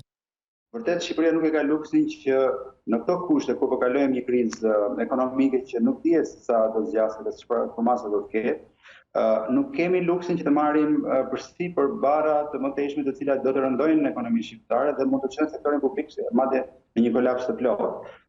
E them këtë pasi gjatë viteve të fundit janë anatemuar shumë koncesionet, po mund të ndërtojë dot hidrocentrali në të njëjtën mënyrë siç ne dëshirojmë që ai të jetë, dhe kjo do t'i kushtonte taksapaguesve shqiptar asnjë lek. Rritja e borxhit publik duhet të vijë vetëm në momentin kur gjithë resurset ekzistuese të jenë rialokuar në financimin e sfidave shëndetësore dhe sfidës sociale-ekonomike, dhe pasi të jenë ezauruar të gjithë hapësirat e mundshme, atëherë patjetër po është domosdoshme që të ndërmerret hapat për rritjen e borxhit publik për të financuar nevojat e ekonomisë. Por nuk është e duhura vendimmarrja që ka ndodhur deri më sot në Republikën e Shqipërisë, ku buxheti ka vazhduar si në ditë normale. Ne hyn një vit elektoral dhe kujtesi dhe mendja e qeverisë dhe kryeministrit është që të krijojnë imazhin e një vendi që nuk pyet nga kriza. Një pikpamje të përparësive buxhetore, asgjë nuk është më rëndësishme sot se sa ruajtja shëndetit popullit, pra siguria shëndetësore, dhe njëkohësisht mbështetja ndaj biznesit. Këto janë dy binarët, pa harruar dhe procesin e rindërtimit. Dy goditjet që ka pësuar ekonomia shqiptare gjatë muajve të fundit, tërmeti dhe kriza e Covid-19, do të rrisin ndjeshëm nevojën për financim me fonde publike. Për këtë arsye, Fondi Monetar Ndërkombëtar parashikon që borxhi publik në fund të vitit të kapërcej në 75.6%, por në këtë parashikim nuk merren parasysh dy projektet e teatrit dhe Skavicës që do të kërkonin një tjetër rritje të borxhit me 2%. Sipas ekspertëve, rritja pa kontrolluar e borxhit mund të dëmtojë ndjeshëm vlerësimin e financave publike shqiptare në sytë e kreditorëve dhe të detyrojë nga ana tjetër rritje të taksave për bizneset dhe qytetarët. Banka e Shqipërisë ka miratuar masat që mundsojnë shtyrjen me 3 muaj të tjera të pagesave të kësteve të kredive, kjo gjithmonë nëse klienti dhe banka bien dakord për këtë shtyrje. Me këtë vendim të Bankës Qendrore, njoftuar më herët nga kryeministri në Facebook, arrin në total prej 6 muaj shtyrja e pagesave të kësteve të kredive për bizneset dhe individët, të cilët kanë vështirësi paguese në këtë periudhë krizës koronavirusit. Sipas të dhënave të Bankës së Shqipërisë, deri në 10 maj, niveli i kredive të shtyra nga bankat si pasojë e vështirësive financiare të krijuara nga pandemia ishte rreth 2 miliardë euro për 21.000 raste, ndërkohë kredimarrësit të cilët nuk janë prekur nga situata me koronavirusin duhet vijojnë normalisht shlyerjen e detyrimeve të tyre me bankat. Krahas këtij vendimi, Banka e Shqipërisë ka miratuar edhe disa ndryshime të tjera në rregullat për administrimin e riskut të kredisë. Qeveria po bëhet gati të prezantoj paketën e tretë mbështetëse për rimëkëmbjen e ekonomisë. Vis Kushi, antare e Komisionit të Ekonomisë gjatë seancës plenare të së njëjtës, tha se plani i ringritjes duhet fokusohet tek punësimi, zbutja e varfërisë dhe nxitja e investimeve të huaja. Ka ardhur momenti për një paketë të tretë, e cila duhet jetë ndryshe nga 2 paketat e para mbështetëse. Në qofse në 2 paketat e para fokusi kryesor, ashtu sikurse dhe në vendet e tjera, ka qenë mbështetja e shëndetësisë, subvencionimi i pagës për të punësuarit, mbështetja sociale, lehtësitë fiskale, tani në këtë paketë të tretë, unë jam shumë dakord me profesor Anastas Angelin, i cili në një nga analizat e tij së fundmit thot që paketa e tretë duhet të fokusohet në 3 drejtime kryesore. E para ekonomia, e dyta punësimi dhe e treta zbutja e varfërisë. Këto duhet jenë 3 shtyllat kryesore ku ne duhet të fokusohemi në vazhdim. Dhe padyshim reforma strukturore dhe nxitja apo le të themi thithja e investimeve të huaja direkte dhe investimeve vendave, se padyshim. Mirë, shkëputemi për një hapësirë të shkurtër, do të themi pas pak. Jemi sërish në transmetim të drejtë për drejtë në Ditarin e mbrëmjes këtu në A2 CNN. Migrimi i bletëve në zona më të ftohta ka dëmtuar punën e bletëritësve në njësinë administrative të Dardhasit në rrethin e Pogradecit. Ata ankohen se u ka rënë prodhimi pasi kullotat e tyre pushtohen nga bletë që sillen kryesisht nga zona e Elbasanit. Banorët e fshatrave Beragosht dhe Stropsk në njësinë administrative të Dardhasit në Pogradec, në shumicën e tyre janë bletëritës dhe sigurojnë të ardhurat me shitjen e mjaltit. Por vitet e fundit kjo mundësi po u rrezikohet seriozisht nga migrimi i bletëve nga zonat e ngrota.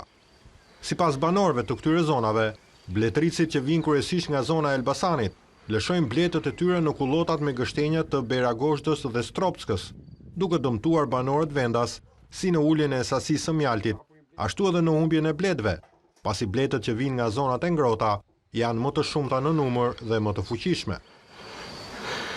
Zona jonë del nga dimri, ka dimër më të fortë dhe dalin çik më të dobta. Ato janë më të shëndosha dhe i sulmojnë. Ta dëmtojnë dhe kosheret dhe plusin e nuk marrim dot prodhim. Kryesisht vinë nga Elbasani, bletë huaja, të cilat janë më të fuqishme, edhe me numër më të madh që i sjellin ata zotëri. Edhe kështu bie që neve të mos marrim me mjalt. Ne kemi problem me bletët që neve na çfarosën ata. Ne nuk na lan asgjë.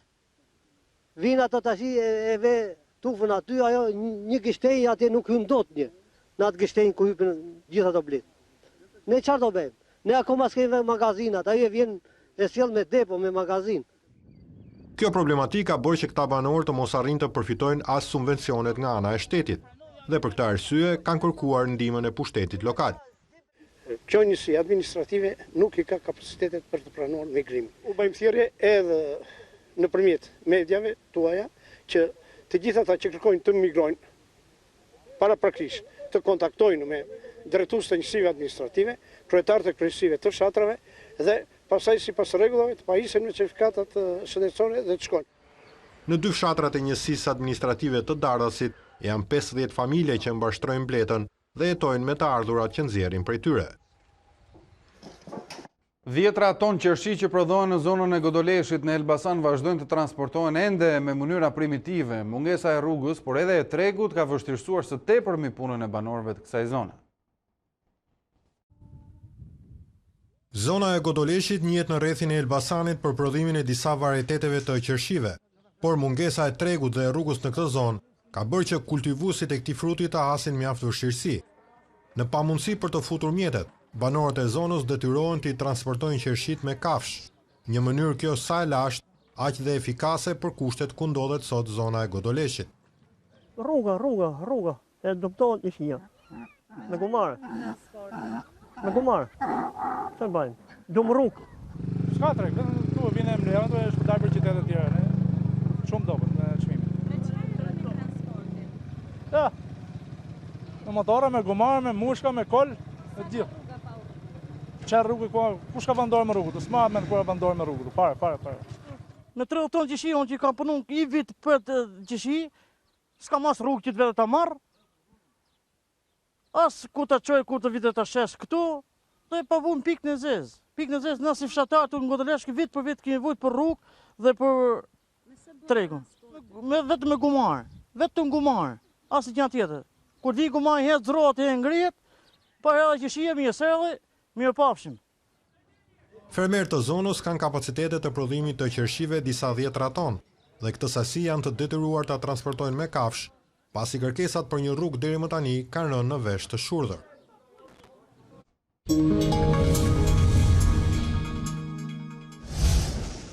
Shtohen të prekurit nga Covid-19 dhe të gjithë të infektuarit e rinj janë në Tiranë. 26 raste të reja kanë dalë pozitiv në orët e fundit, ndërsa qendra spitalore universitare Nën Tereza është vatra më e nxehtë në këtë moment. 33 mjek, infermiere dhe pacientë janë prekur brenda 3 ditëve nga koronavirusi.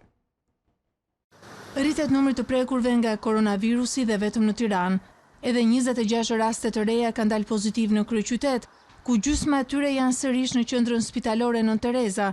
Vatra e krijuar në shërbimin e mjekësisë interne, deri tani ka infektuar 33 mjek, infermier dhe pacient që ishin të shtruar në këtë pavion. Vetëm 24 orët e fundit kanë dalë pozitiv 20 raste të reja. Janë testuar në total gjatë 24 orëve të fundit 73 personel shëndetësor, nga të cilët 12 kanë rezultuar pozitiv. Janë mjek, infermier dhe sanitar në qendrën spitalore universitare Nën Tereza. Të gjithë fatmirësisht pa simptoma. Në total, në qendrën spitalore universitare Nën Tereza janë konfirmuar 20 persona të prekur, personel shëndetësor dhe pacient, kontakte të rastit të identifikuar 3 ditë më parë. Epidemiologët vijojnë hetimin tek personat e kontaktit, por edhe për raste të reja. Me ndryshimin e shifrave janë shtuar edhe të smurët aktiv në Tiranë. 122 të prekur, një pjesë e konsiderueshme pa shenja, po monitorohen në shtëpi nga mjekët e familjes. Ndërkohë nuk ka ndryshime në numrin e shtrimeve në spital. Në spitalin infektiv aktualisht po trajtohen 24 pacient, nga të cilët 3 janë në terapi intensive. Në 24 orët e fundit janë të shëruar 11 qytetarë, duke çuar në 823 numrin e të shëruarve që nga fillimi i kësaj epidemie. 1076 persona janë prekur deri tani nga koronavirusi, ndërsa 76% e tyre rezultojnë të shëruar. Njerëzit po dynden në plazhe me zbutjen e masave kufizuese të vendosura për të luftuar koronavirusin e ri, por qasja mund të jetë limituar dhe zyrtarët e shëndetit publik bëjnë thirrje për kujdes të shtuar, përfshirë dhe ruajtjen e distancimit social. Në të gjithë botën, njerëzit u janë drejtuar plazheve me mbërritjen e verës në hemisferën veriore. Pak rrezë dielli, pak vitamin D dhe sistem të forcuar imunitar, për këtë kemi nevojë. Dyndja e pushuesve në këto zona ka qenë normale në të shkuarën e afërt, por këtë vit është shumë ndryshe. Me rregullat strikte të vendosura për rreth botës, qasja në plazhe do të jetë kufizuar dhe zyrtarët e shëndetësisë kërkojnë që të tregohet kujdes i shtuar dhe sigurisht distancimi fizik duhet të jetë kushti domosdoshëm. Plazhet në Itali po hapen, por pamja nuk i ngjason asaj tradicionales. Jemi të detyruar të bëjmë shumë ndryshime në mënyrë që të hapim aktivitetin. Dezinfektojmë kabinat e plazhit, restorantet si dhe kioskat këtu në plazh. Çadrat do të jenë shumë larg njëra tjetrës. Përpara kishte fusha tenisi dhe volejbolli dhe pabe për të festuar deri në agim. Asnjë prej tyre nuk do të ekzistojnë këtë vit në këtë resort në Itali. Ndryshime drastike edhe në plazhet e famshme të Kalifornisë në Shtetet e Bashkuara. S'do të ketë qëndrim në rër, pasi plazhi është kufizuar vetëm për not dhe surf. Madje në disa zona të Amerikës mund të ndalohet zhvillimi i piknikëve dhe plazhi. Gjithashtu shitësit ambulant nuk do të mund të zhvillojnë aktivitetin e tyre këtë sezon. Italia ndërkohë do të zbusë më tej masat kufizuese duke nisur nga qershori, palestrat, pishinat dhe aeroportet do të rihapen me masa të rrepta sigurie. Por Kroacia e dënon Italinë duke mos pranuar turist nga ky shtet. Italia duket se po shkon drejt shërimit. Mbi 500 raste të reja me koronavirus u regjistruan në 24 orët e fundit, shumë prej tyre vetëm në rajonin e Lombardisë. Shifra mbetet thuajse e njëjtë me një ditë më parë, ndërsa viktimat të njëjtën ishin 70, më pak se të mërkurën. Guvernatori i Lombardisë shprehet me bindje se me 3 qershor do të mundsohet lëvizja e qytetarëve në të gjithë territorin italian, ndërsa javës që vjen pritet të zbuten sërish masat kufizuese të vendosura për të luftuar pandemin. Palestrat dhe pishinat në Milano do të presin sërish klient pas 3 muajsh mbyllje për shkak të emergjencës shëndetësore. Gjithashtu rikthehet në aktivitet dhe transporti ajror, që ka parë në këto muaj një rënje drastike. Italia shpreson që turistët të kthehen duke nisur nga 3 qershori, kur të rihapen kufijt me vendet e Bashkimit Evropian. Aeroporti i Fiumicinos në Rom, thuajse i boshatisur, ka bërë përgatitje të nevojshme duke vendosur masa të shtuara të sigurisë për të kthyer në aktivitet. Por qëndrimi të Austrisë i bashkohet dhe Kroacia, që ka hapur kufijt për turistët duke përjashtuar ata nga Italia. Ky shtet i Ballkanit do të presë vizitor vetëm nga 10 vende anëtare të BE-s, sipas asaj që bëri me dije kryeministri Andrej Plenković. Viktimat e koronavirusit në Shtetet e Bashkuara të Amerikës i kanë tejkaluar tashmë 100.000. Në më pak se 4 muaj pandemia COVID-19 u ka marrë jetën më shumë amerikanëve se luftrat në Kore, Vietnam, Irak e Afganistan të marra së bashku. Bëhet edhe më i hidhur bilanci i pandemisë së COVID-19 në Shtetet e Bashkuara. Numri i viktimave i tejkalon 100.000, më pak se 4 muaj pas shpërthimit të krizës shëndetësore. Vdekjet janë më shumë se në çdo vend tjetër të botës, ndërsa me gati 1.7 milion të infektuar. Shtetet e Bashkuara kanë 30% të rasteve me koronavirus në të gjithë globin, bazuar në shifrat e publikuara nga Universiteti John Hopkins. Më shumë amerikanë kanë vdekur nga COVID-19 se sa në luftrat e Koresë, Vietnamit, Irakut dhe Afganistanit të marra së bashku. Në një video mesazh kandidati demokrat për presidencën Joe Biden ngushëlloi familjet që kishin humbur të dashurit dhe kritikoi administratën Trump për mënyrën e menaxhimit të krizës. Për të gjithë ata që vuajnë, më vjen shumë keq. Kombi është në zi bashkë me ju. Nuk duhet të kishim një bilans të tillë kaq tragjik. Mund të ishte shmangur. Por ndërsa ka numrin më të lartë të viktimave në botë, Shtetet e Bashkuara renditen të nëntat për nga niveli i vdekshmërisë në raport me popullsinë, pas vendeve si Belgjika, Mbretëria e Bashkuar, Franca dhe Irlanda. Megjithatë, bilanci vazhdon të rritet dhe autoritetet shëndetësore thonë se shifra reale mund të jetë shumë më e lartë se sa ajo zyrtare. 20 shtete, mes të cilave Karolina e Veriut, Wisconsin dhe Arkansas, raportojnë shtim të rasteve të reja sipas një studimi të publikuar nga Reuters, ndërkaq shtetet e goditura më rënd, përfshirë New Yorkun, kanë shënuar rënje të numrit të vdekjeve. Me 39 milion amerikanë të mbetur të papunë gjatë pandemisë, Presidenti Donald Trump po nxit rihapjen e ekonomisë dhe të 50 shtetet kanë nisur lehtësimin e masave për frenimin e krizës. Parku më i madh i Disneyt në botë, ai i Floridas, planifikon të hapet në 11 korrik, e gjithashtu 4 kazino në Las Vegas do të mirëpresin sërish klient nga 4 korriku. Kina do të lejojë fluturimet charter nga 8 vendet më të zhvilluara të botës, por në listë nuk përfshihet Amerika. Situata e që duket edhe në Japoni, vendi i cili rihapi qendrat tregtare, ndërsa Korea e Jugut ka rikthyer disa nga kufizimet pasi rastet e reja me koronavirus shënuan një pikë të ri. Situata paraqitet mjaft e qetë në Azi krahasuar me kontinentet e tjera. Duke marrë shkas nga kjo dhe shtimi i nivelit të sigurisë në pikat hyrëse në vend, Kina do të zhbllokojë fluturimet charter me 8 vende të ndryshme të botës. Raportimi vjen nga media Global Times, që citon një dokument të aviacionit civil të Kinës. Në udhëzimin e agjencisë që rregullon transportin ajror, nuk përfshihen Shtetet e Bashkuara të Amerikës, por vetëm Japonia, Korea e Jugut, Singapori, Franca, Gjermania, Mbretëria e Bashkuar dhe Zvicra. Vendimi i Pekinit për të ndërshkuar në një lloj mënyre Washingtonin vjen pas përplasjes së ashpërlidhur me origjinën e COVID-19. Sa i përket pandemisë, Korea e Jugut ka rikthyer sërish masat kufizuese në Seul, qytet në të cilin banojnë gjysma e popullatës së vendit. Vendimi i qeverisë erdhi pas regjistrimit të një piku të ri me 79 raste të reja, shifra më e lartë ditore që prej prillit. Të paktën 69 prej tyre lidhen me një qendër logjistike në Bucheon, qytet sport në Seul. Autoritetet theksuan se kanë identifikuar mbi 3600 persona kontakti të prekurve me koronavirus. Pak më e qetë paraqitet gjendja në Japoni, vend i cili po rihap qendrat tregtare, gjithashtu po zbut masat kufizuese pas uljes së numrit të rasteve të reja me COVID-19. Kryeministri Shinzo Abe prezantoi dhe një paketë me $1.1 trilion për të stimuluar ekonominë e vendit dhe për të shmangur recesionin e thellë për ekonominë e tretë më të madhe të botës.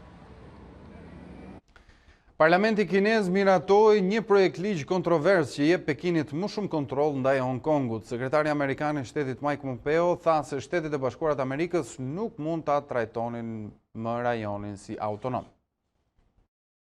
Kina vjon pa u ndalur përpjekjen për të shtuar kontrollin ndaj Hong Kongut. Asamblea Kombëtare e Popullit, organi më i lartë legjislativ në vend, aprovoi gati me unanimitet të plot projektligjin kontrovers për sigurinë kombëtare, që e kthe në krim shkeljen e autoritetit të Pekinit në territorin e Hong Kongut. Projektligji ka nxitur shqetësime të thella mes aktivistëve pro-demokracisë, që pretendojnë se ai është një përpjekje për të shtypur protestat, lirinë e fjalës dhe për t'i dhënë fund statusit unik të Hong Kongut. Ai do të lejojë gjithashtu Kinën të instalojë për herë të parë agjencitë e veta të sigurisë në rajon.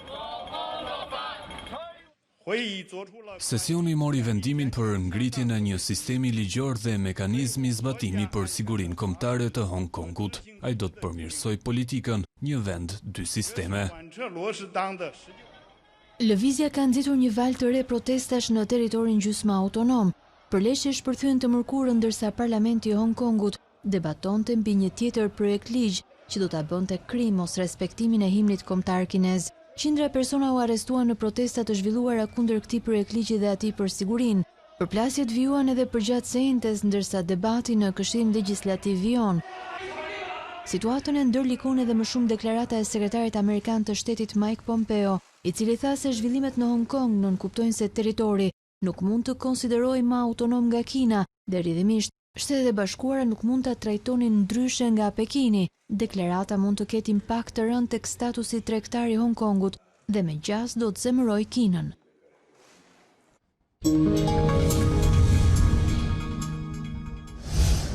Vazhdojnë akuzat dhe kundër akuzat mes presidentit Kosovës Hashim Thaçi dhe kryeministrit në detyrë Albin Kurti. Lideri vetvendosi si quajti shpifje pretendimet e kreut shtetit se është futur në dhomën e përgjimeve të postës së shtetit. Palët ndërkohë kërkuan hetim nga prokuroria për këtë çështje. Nuk kanë të mbaruar replikat mes kryeministrit në detyrë të Kosovës Albin Kurti dhe presidentit Hashim Thaçi. Lideri i lëvizjes vetvendosi e quajti gënjeshtër dhe shpifje akuzën e kreut të shtetit se ishte futur bashkë me ministrin e brendshëm në detyrë në dhomën e përgjimeve të postës së Kosovës. Kundërpërgjigja e shefit të qeverisë erdhi pas një takimi me kryetarin e Prishtinës, Shpend Ahmeti. Ato janë gënjeshtra, janë shpifje. Problemi me gënjeshtarët është që nuk mund të gënjejnë një herë, duhet të gënjejnë për ditë, e mandej duhet të gënjejnë nga disa herë ditë.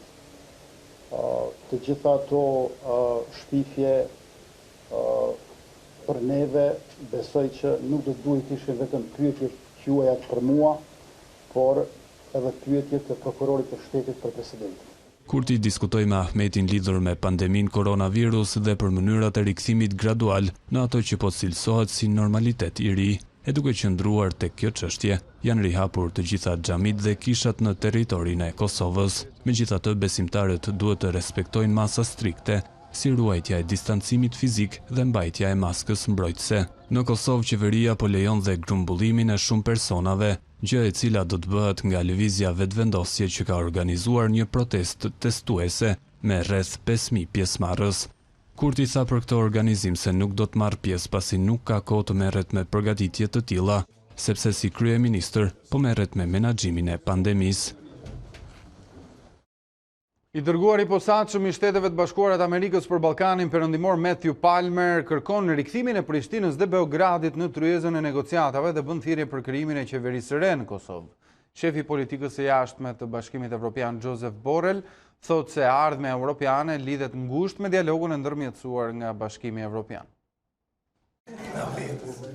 Komuniteti ndërkombëtar intensifikon thirrjet për rikthimin e Kosovës dhe Serbisë në tryezën e negociatave. Zëvendës ndihmës sekretari amerikan i Shtetit për Evropën dhe Eurazin, njëherë është i dërguar i posaçëm amerikan për Ballkanin Perëndimor Matthew Palmer, kërkoi rifillimin e dialogut për normalizimin e marrëdhënieve mes dy vendeve. Ai e vuri theksin tek nevoja urgjente e krijimit të qeverisë së re në Kosovë. Kosovës i duhet një qeveri. Ne po presim për vendimin e gjykatës kushtetuese që do t'i hapte rrugën zgjidhjes së çështjeve që kanë të bëjnë me formimin e qeverisë.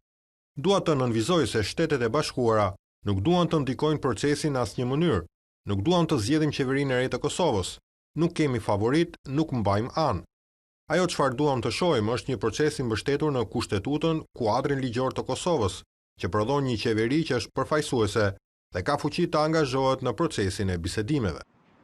Gjithashtu përfaqësuesi i lartë i Bashkimit Evropian për politikën e jashtme dhe të sigurisë Joseph Borrell ju rikthye çështjes së dialogut pas deklaratës së presidentit Hashim Thaçi se nuk do të përfshihej në bisedimet me Serbinë, nëse ato do të zhvilloheshin në ndërmjetësimin e përfaqësuesit të posaçëm të BE-s Miroslav Lajçak.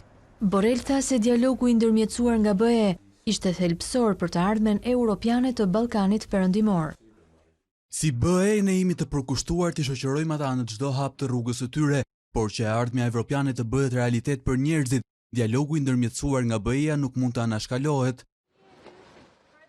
Që nga muaji prill Bashkimi Evropian ka emëruar Miroslav Lajçak si përfaqësues të posaçëm për dialogun mes Kosovës dhe Serbisë, por presidenti Hashim Thaçi nuk e mbështet zgjedhjen, ndërsa kujton se vendi i Lajçak, Slovakia, nuk e ka njohur pavarësinë dhe se diplomati kishte votuar kundër anëtarësimit të Kosovës në UNESCO.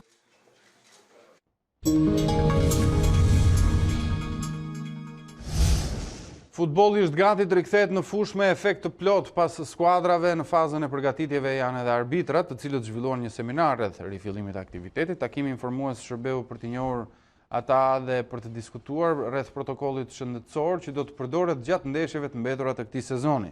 Drejtuesit e federatës i kërkuan gjyqtarëve tolerancë zero kur bëhet fjalë në zbatimin e masave sanitare, të cilat janë miratuar edhe nga Ministria e Shëndetësisë. Kushtet e protokollit mjekësor janë të njëjta si për kategorinë superiore, ashtu edhe për futbollin e fëmijëve. Jemi në pjesën e tretë të ditarit mbrëmjes këtu në A2 CNN, ashtu siç patët mundësi të ndiqni në nisje të kësaj hapësire informative, ne folëm dhe diskutuam me kolegen Klementina Cenkollari në lidhje me reformën drejtësi. Ka ndalë palët nga Trueza, po flet zoti Oert Bylykbashi, e ndjekim. Votimin elektronik edhe identifikimin biometrik, për fat keq për ne sot doli i qartë qëndrimi i mazhorancës që nuk është e gatshme që të eci në këtë drejtim, të fusë identifikimin biometrik në të gjitha qendrat e votimit për të garantuar që kutitë e votimit nuk mbushen. Pra nuk do që të mos ketë votim në emër të emigrantëve që s'kan ardhur kurrë në Shqipëri, që mos ketë votim familjar, që komisionerët mos mbushin kutit në mbylljen e procesit votimit me flet votimi për ata që nuk erdhën të votonin dhe mos votohet me karta identitetit falsifikuara. Partia Socialiste e bëri qartë që nuk ishte e gatshme për këtë. Kjo është një çështje, ju e dini shumë mirë, prej vitesh tashmë, që është një nga temat kryesore të opozitës, jo për elektronikën, por për garantimin e kutisë në mënyrë që kur të numërohen votat vërteta të zgjedhësve dhe jo votat falsifikuara. Pa u arritur një kompromis mbi këtë çështje Sigurisht që është e vështirë që të arrihet kompromis në lidhje me çështje të tjera si administrata zgjedhore, administrimi zgjedh dhe nxjerr rezultatit. Kështu që ajo që ne presim për mbledhjen e nesërme në orën 11 është që mazhoranca të vijë me një propozim ku sipas kërkesës tonë të jetë qartë. Identifikimi biometrik duhet të jetë në të gjitha qendrat e votimit të Shqipërisë në zgjedhjet e ardhshme, të ketë një pilot për votimin elektronik dhe numërimin elektronik, dhe kjo të dalë e qartë jo si një opsion i mundshëm për KQZ-n, po të jetë një detyrim për të dhe për qeverinë. Qeveria të vendos parat që në mënyrë që shqiptarëve të mos u manipulohen zgjedhjet. Diskutimet e tjera për teknikalitete dhe dakordsi për teknikalitete kanë pak rëndësi në lidhje me procesin zgjedhor në raport me këtë. Çfarë argumente ka mazhoranca për të mos pranuar identifikimin elektronik në Ditari bashkë? Thjesht e vurim pikë pyetje mundësinë që kjo të realizohej dhe mjafton të kaq për të kuptuar qartë se si mazhoranca e sheh në të ardhmen, kërkon vetëm dakordsi mbi letër në mënyrë që më pas mos zbatoj asnjë nga garancitë e premtuara, por kjo nuk ka për të kaluar nga opozita. Gjithashtu bëri qartë dhe qëllimin e saj që synon të marrë kontrollin e komisioneve, edhe pse kjo nuk u diskutua gjatë, por ne e bëm të qartë. Identifikimi biometrik është thelbësisht i lidhur me çdo lloj marrëveshje në lidhje me profesionalizimin e administratës zgjedhore, për të garantuar që zgjedhësi voton, vota e tij numërohet dhe rezultati shpallet pa ndërhyrjen e askujt në këtë proces. Po për çështjet e tjera për policinë, çfarë pikash keni nesër zoti Bylybashi? Çështjet për policinë dhe prokurorinë, pavarësisht dakordzive, sepse nuk ka diskutim që SPAK-u do të jetë institucioni i vetëm që heton korrupsionin zgjedhor, apo që prokuroria duhet ketë rol më të qartë, më të fokusuar në goditjen e krimit zgjedhor dhe në raportimin e punës së saj, pra të mos fshihet pas kësaj. Sigurisht që ne nuk patëm dakordsi në lidhje me çështjen e policisë, sepse është e lidhur thelbësisht dhe në propozimin tonë me qeverinë kujdestare të zgjedhjeve, dhe mazhoranca nuk është e gatshme, edhe sot nuk është e gatshme për këtë çështje. Pra, por ajo duhet kuptoni edhe një herë, çdo lloj teknikaliteti tjetër, nëse nuk garantohet mos mbushja e kutive, do të kemi numërim brillant të një kutie të manipuluar dhe kjo nuk ju duhet as ju as kujt në Shqipëri dhe do të pengonte integrimin e Shqipërisë, sepse një pushtet që vjen nga vota e vjedhur si ajo 2017-s apo e 2019-s nuk i duhet as kujt. Çfarë pikash keni nesër për të diskutuar në rendin e Fillojmë me këtë çështje ndërkombëtar, ekspertë dhe teknicien për refuzimin e PS-s për numërimin elektronik dhe votimin elektronik. Fillojmë me këtë çështje, ne presim dhe u ra dakord që mazhoranca të vijë me një propozim të shkruar që siguron këto pika që ne tham, pra identifikimi biometrik në çdo qendër votimi, një pilot të votimit dhe numërimit elektronik dhe këto të jenë të shkruara me garanci në kodin zgjedhor për zgjedhjet e ardhshme.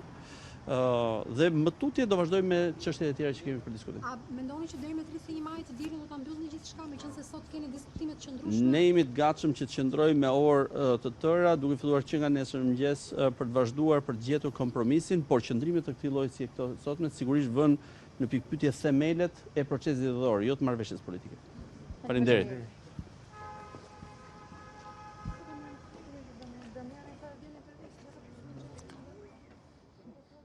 Ishte kjo fjala e zotit Oert Bylybashi, pak pasi ai doli nga punimet e tryezës politike, këshillit politik për reformën zgjedhore dhe me sa pam, ndërkohë shohim që kam dhe Klementina Cenkollarin komunikim, me sa pam Klea, zoti Bylybashi u rikthye në ambientet ku po zhvillohen diskutimet, apo jo, vijojnë ende punimet për punën mbi draftin, apo jo?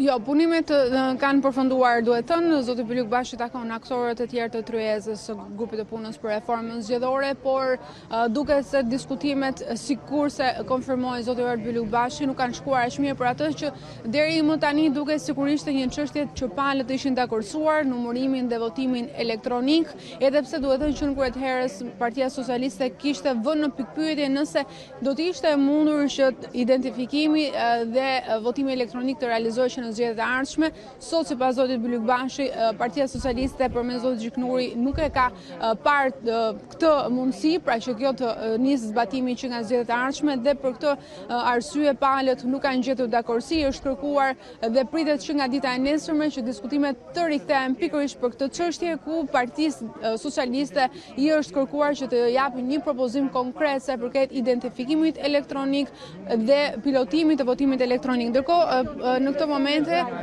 është zonja Hajdari e cila do të komunikojë. Po ju ndjekim, Klea. Takimi zgjati më shumë se 3 orë dhe ju them të drejtën nuk është se pati diçka konkrete, sepse ngecit e fakti që nuk bie dakord për sa i përket numërimit biometrik që të shtrihet në gjithë vendin, dhe mendoj që është një çështje e rëndësishme. Unë kam thënë dhe më përpara që përdorimi i teknologjisë si identifikimi biometrik, pastaj numërimi edhe votimi normalisht elektronik duhet të jetë i rëndësishëm, por mendojmë që ditën e nesërme do rifillojmë prapë te kjo pikë dhe do vazhdojmë diskutimin. Bëra një kërkesë po ashtu ndaj ekspertëve dhe Odirit që të bëjnë një ekspoze të sistemit danez dhe patëm një dakordsi për këtë gjë, kështu që jemi të paktën të kënaqur që sistemi danez do trajtohet ditën e nesërme ose ditën pasuese. Por unë dua të ritheksoj dhe kjo është çështja ime më e rëndësishme, ju tashmë e dini që ndryshimi i sistemit apo minimumi hapja e listave duhet të jetë çështja kryesore e reformës, sepse përndryshe ne po bëjmë disa arnime shumë të vogla që në fakt nuk mund të quhen reformë, dhe unë do ngelem besnike përfaqësuese e qytetarit që ka vërtet dëshirë që të përfaqësohet në mënyrë të drejtë dhe të drejtë për drejtë në Parlamentin shqiptar. Kështu që ishte një hap i mirë për sa i përket ndryshimit të sistemit dhe trajtimit të atij propozimi që ka bërë dhe ambasada amerikane pra sistemi danez që do të trajtohet ditën e nesërme. Faleminderit shumë. Klementina, pak më herët në fjalën e zotit Bylykbashi. Do të rikthehet çështja e sistemit. Përpara se të kthehemi tek ajo se çfarë tha zonja Hajdari, pra Partia Demokratike kërkon që të paktën nesër mazhoranca të adresojë identifikimin biometrik në qendrat e votimit për zgjedhjet e ardhshme dhe pilotimin e votimit elektronik në zgjedhjet e ardhshme, apo jo, jemi korrekt me këtë? Po, identifikimi kërkohet të shtrihet në gjithë Shqipërinë që në zgjedhjet e ardhshme, ndërsa votimi të pilotohet në bashki të caktuara. Ka qenë një nga propozimet e para, duhet të thënë që nga muaji shkurt që ka ardhur në Tryezë dhe asa kohë u duk sikur palët deri diku ishin në të njëjtën linjë, por me sa duket çështja ka marrë një udhë tjetër në diskutimet e sotme dhe Partia Socialiste do t'i duhet nesër në orën 11 të vijë me një propozim të ri sa përket këtij procesi që në gjykimin e opozitës së bashkuar mbetet thelbësore për të mos lejuar manipulim të procesit, një nga çështjet që Partia Demokratike e ka ngritur në çdo rast në zgjedhjet e shkuara në vendin tonë, që lidhet me manipulimin e votave me mbushjen e kutive të votimit, çka sipas tyre votimi dhe numërimi elektronik i jep një përgjigje të drejtë për drejtë kësaj çështje. Spaku ndërkohë, siç dëgjuam nga zoti Bylykbashi, do të jetë ai që do të hetojë krimin zgjedhor, apo jo? Po është pranuar në SPAK për të hetuar krimin zgjedhor propozimi i opozitës së bashkuar dhe ky, por nuk është pranuar, pra nuk është gjetur të paktën deri tani dakordsi për rolin e policisë në zgjedhje. Kjo sepse në propozimin që ka opozita e bashkuar flitet për një ministër të brendshëm të qeverisë tranzitore, i cili do duhet të emërojë një drejtor të përgjithshëm të ri 100 ditë përpara procesit zgjedhor, dhe kjo është një nga çështjet që mazhoranca në çdo rast e ka refuzuar, duke nënvizuar se çështja e qeverisë tranzitore nuk mund të jetë pjesë e diskutimeve që zhvillon grupi i punës për reformën elektorale. Ajca, dëgjuam zonjën Hajdari në fjalën e saj jo shumë gjatë, Klementina duke optimiste të paktën për çështjen cilën ajo i ka kushtuar të gjithë kontributin e saj gjatë gjithë kësaj kohe, pra të sistemit zgjedhor. Po, duket se ka një hap tjetër përpara sa i përket çështjes së sistemit elektoral, në mos ditën e nesërme, siç ajo shpresonte, në ditën pasuese do të merret në diskutim një zbërthim i asaj çfarë parashikon sistemi i Danimarkës, pra sistemi që sipas zonjës Rudina Hajdari është sugjeruar nga Shtetet e Bashkuara të Amerikës që të merret në konsiderat për të zbatuar në vendin tonë. Në deklaratën e zonjës Hajdari duket se ka një tërheqje sa i përket çështjes së sistemit, pasi ajo tha në mos arrihet ndryshimi i sistemit elektoral, më së paku duhet shkohet drejt listave të hapura zgjedhore. Gjithsesi mbetet për të parë se cili do të jetë qëndrimi i të gjitha palëve në Tryezë. Si do të vijoj puna në Këshillin Politik, Klementina, do të ketë takime çdo ditë pra deri në datën 31 maj, kur palët kanë vendosur dhe afatin fundor për mbylljen e një drafti?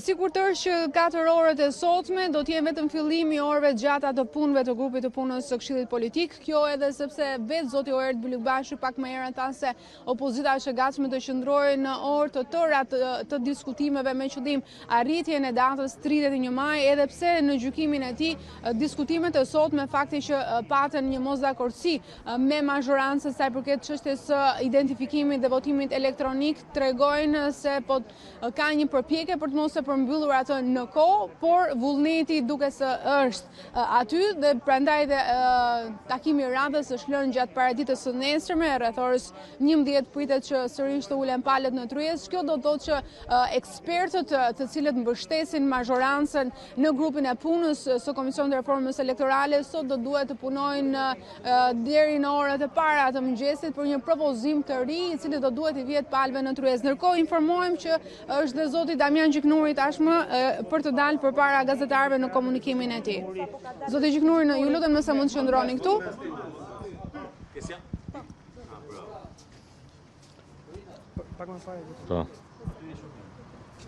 Sot besoj se edhe nga deklaratat e kolegëve kishim mbledhjen e radhës ku trajtuam një sër paketash, sidomos ato për krime zgjedhore, rolin e policisë, disa kërkesa që ka pas opozita në lidhje me rolin e sinjalizuesve, imunitetin penal të tyre, pra ajo paketa që quhen krime zgjedhore, parandalimi krime zgjedhore dhe masat ekstra që kërkon opozita, përfshirë dhe monitorimin e qendrave të votimit me kamera, cilën ne e kemi pranuar dhe do ta sankcionojmë në ligj. Nga ana tjetër kemi debat akoma, për mua është debat disi artificial në lidhje me përfshirjen e teknologjisë në zgjedhje, për ta bërë qartë se e di që mund të jenë bërë deklarata të ndryshme, ne kemi rënë në parim për funksionimin dhe përdorimin e teknologjisë në zgjedhje. Sot po bëjmë dispozita të kodit zgjedhor, ku i jepet atributi KQZ-s që të fillojë të implementojë këtë sistem dhe angazhimi i Këshillit Ministrave për të dhënë asistencë e nevojshme dhe mbështetjen financiare për implementimin e këtij sistemi. Për çfarë bëhet fjalë? Identifikimi elektronik i zgjedhësve, pra lënia e shenjave të gishtit dhe leximi i kartës së identitetit apo pasaportës biometrike në qendrat e votimit dhe përfshirja aty ku është e mundur, gjithmonë nëpërmjet një projekti pilot të numërimit dhe votimit elektronik. Problemi është që sa mund shtrihet kjo. Dëshira jonë është ta shtrim, sa të jetë e mundur, por konsulta e Odirit, opinioni i Odirit thotë që teknologjia duhet shtrihet në mënyrë graduale dhe me një plan të qartë. Sot ishim duke formuluar dispozita konkrete. Ekspertët kanë dhënë një zgjidhje dhe ne jemi të gatshëm të ofrojmë kompromis që t'i lihet KQZ së bashku me organet e specializuara Këshillit Ministrave që të bëjnë një plan implementimi, të marrin ekspertizën e nevojshme, të testojnë tregun, sepse nuk është listë dëshirash, mund të themi duam të teknologji, pa zbatohet. Arrin dhe implementohet në gjithë Shqipërinë. Sa është kosto, pra gjithë element dhe mbi të gjitha ajo çka është e rëndësishme, jemi dakord për teknologjinë të përfshihet, qoftë pjesore, qoftë dhe më shumë, qoftë me projekte pilot, qoftë me shkallë, por asnjëherë zgjedhjet nuk mund të vinë dyshim se nuk funksionoi teknologjia. Ju kujtohet shumë mirë që në vitin 2012 Partia Socialiste imponoi dhe ajo atëherë disa dispozita në kod për teknologjinë zgjedhore, kur u bën eksperimentet e nevojshme në Komisionin Qendror të Zgjedhjeve, dështuan dhe zgjedhjet vazhduan krejt normalisht pa u kthyer kjo në çështje politike. Kështu që ne jemi duke, unë shpresoj dhe të reflektoj që kjo mos përdoret si sebeb, nuk mund varet gjithçka nga teknologjia në zgjedhje. Garancia për integritet në votime janë shumë procese. Hapja e kutive pas numërimit votave, që kemi rënë dakord mbas nxjerrjes së rezultatit, hapja e çdo materiali zgjedhor me kërkesë të opozitës, lehtësimi i procedurave të hetimit administrativ, monitorimi i qendrave të votimit me kamera, e shumë garanci tjera që asnjë opozit nuk i ka pasur ndonjëherë apo publiku në kodin zgjedhor. Zoti Gjyknuri, opozita thotë që është një kusht i panegociueshëm identifikimi dhe ju vetë më herët e keni dhënë dakordsinë për identifikimin në gjithë vendin. Po pra, dakordsinë e kemi dhënë dhe unë jam dakord. Problemi është që ne kërkojmë të kemi një plan implementimi i cili mund të jetë gjithë vendin, mos jetë gjithë vendin. Se s'mund ta them. Dhe opinioni i Dirit kur e kemi diskutuar këtë çështje, asnjëherë s'kemi dhënë dakordsi 100%, kemi thënë jemi të prirur, jemi të gatshëm, do t'i drejtohemi Dirit, kemi thënë. Opinioni i Dirit ka ardhur me shkrim. Dhe opinioni mund ta vënë dispozicion dhe publikut, unë besoj duhet ja vënë dispozicion, sepse fatkeqësisht kjo çështje që duket e natyrës teknike u kthye shumë politike, thotë vendi, qeveria, autoritetet zgjedhore duhet të bëjnë kujdes me implementimin e teknologjisë. Rekomandohet që teknologjia të zbatohet në fillim, jo më shumë se sa 10% thonë ata. Ne jemi të gatshëm ta çojmë edhe më shumë. Kështu thotë Diri, jo më shumë se 10% dhe të shtrihet shkallë, pasi duhet të provohen, duhet të testohen me shumë elementë tjerë dhe përgjithsisht thonë në të njëjtin konkluzion që votimi tradicional kur nuk funksionon teknologjia nuk mund të pengohet. Kështu që ekspertiza e Dirit e thotë të koshën, pra këtë kujdes. Nga ana tjetër, synimi jonë është i tillë që ta përfshijmë, ne po themi, hajde të formulojmë dispozita konkrete. Çfarë do thotë? T'i japim mundësi Komisionit Qendror Zgjedhjeve dhe ekspertizës nga qeveria të na paraqesë një plan mbasi të miratojmë kodin. Dhe do bien dakord sa do të shtrim. Pra nuk kemi kundërshtim. Zoti Gjyknuri, kur do të ketë diskutime për depolitizimin e zgjedhjeve, duke qenë se ishte një nga kushtet kryesore të përmendur dhe nga ambasadori OSBE-s, dhe kur do të jetë takimi i radhës, duke qenë se po mbaron afati? Fatkeqësisht mundoja që të vazhdoni me diskutimin e depolitizimit administratës zgjedhore sot. Ekspertit kanë përgatitur draft, por opozita fatkeqësisht u tërhoq se tha po nuk ne adresohet këtë pikë. Ne nuk vazhdojmë më diskutimin më tutje, besoj që nuk duhet të jetë kjo fryma, ne do të vazhdojmë të insistojmë, sepse dispozitat janë gati, ka dhe hapësira kompromisi, edhe për meratjet që ka pas opozita të natyrës që çfarë do bëja, do kemë un përfaqësues politik, pjesë të vëzhgimit të imët, apo qoftë disa të drejta ekstra që mund të kemë përfaqësuesit e caktuar të forcave politike, besoj se kemi një formulë alternative, kompromisi që mund ta bëjmë të mundur. Pra gjitha këto janë në funksion të kërkesave që ka bërë opozita.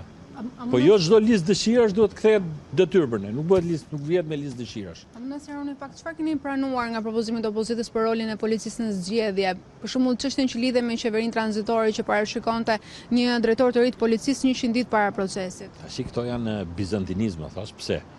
Policia e shtetit është një organ meritokratik, organ profesional që nuk vlen vetëm për zgjedhje, vlen për shumë çështje tjera, për rendin publik, për sigurinë e këtij vendi, për ndalimin e krimit dhe shumë elementë tjerë. Dhe nuk ka si model në botë që të themi duhet vëmë një drejtor policie përkohësisht për zgjedhje. Pra nuk njihet ky model. Kështu që nga kjo pikpamje këto janë çështje që nuk mund të adresohen dhe nuk është detyra jon që të bëj ligjin në policisë shtetit. Ju thash, bëni një ligj të tillë që t'ia çojmë gjithë misioneve, se Shqipëria policia ka dhe obligime të tjera. Dhe Shqipëria ka dhe obligime të tjera me policinë, nuk është policia një organ i përkohshëm për zgjedhje, apo të krijojmë një regjencë policore vetëm për zgjedhje. Ndodhin këto. Policia është organ kushtetues, organ që parashikohet në ligjet shqiptare, ka misione ndërkombëtare, ka asistencë, ka standarde për policimin në vende demokratike, kështu këto standarde ne s'mund t'i shkelim. Se me këtë histori kishin edhe ministër të brendshëm në 2017. Tash i thonë, jo, mos jetë ministri i brendshëm, po të jetë drejtori i policisë i përkohshëm. Po nesër çfarë do thonë që funksionoi edhe ajo, por nuk shkon. Zoti Gjyknuri, zonja Ditari tha që keni futur në agjendën e diskutimin e sistemit danes të ashtu përfolur. Dgjoj, zonja Ditari dhe të tjerë kanë sjellë disa çështje sistemesh aty, sisteme ndryshme. Ekspertët na thanë që sistemi kërkon ndërhyrje në kushtetutën e Shqipërisë. Kur ulëm në tavolinë kemi bërë një marrëveshje paraprake. Ku ka qenë zonja Ditari? Marrëveshja thotë, të lexoni, duhet i kthehemi letrave, se harrohen gjërat nga lajmet e ndryshme me gjërat mirëqenia. Çështja e sistemit kur kërkon ndërhyrje kushtetuta, ashtu siç edhe 2-3 çështje tjera, do të lihet në fazën e dytë, pasi të miratohet kodi zgjedhor.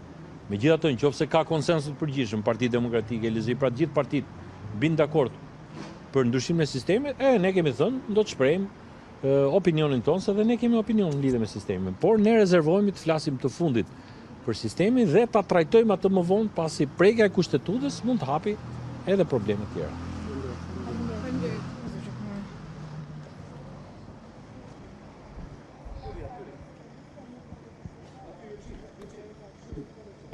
Ishte fjala e zotit Damian Gjiknuri. Kam sërish kolegen Klementina Cenkollari në komunikim. Klea, nga çfarë tha zoti Gjiknuri, me gjas nesër pra pritën debatet të tjera, apo jo, siç tha ai, sot mbledhja është ndërprerë me kërkesë të Partisë Demokratike e cila kërkon me do e mos adresimin e identifikimit biometrik dhe votimit elektronik, apo jo, janë ndaluar pra diskutimet për çështje të tjera për cilat, siç tha ai, ekspertët kishin sjellë dhe drafte. Po Partia Socialiste e mbështeti qëndrimin e saj refuzues për të shtrirë në gjithë Shqipërinë teknologjinë, pra përdorimin e teknologjisë, identifikimin elektronik, me argumentin se ky ka qenë një rekomandim i ekspertëve të ODIR, që sipas zotit Damian Gjiknuri ka propozuar që përdorimi i teknologjisë në zgjedhje të jetë në nivelin 10% në zgjedhjet e ardhshme. Pra të kemi një vënie në zbatim gradual të teknologjisë, kjo për shkak se nuk duhet rrezikuar gjithë procesi zgjedhor nëse në rast se do të dështonte teknologjia.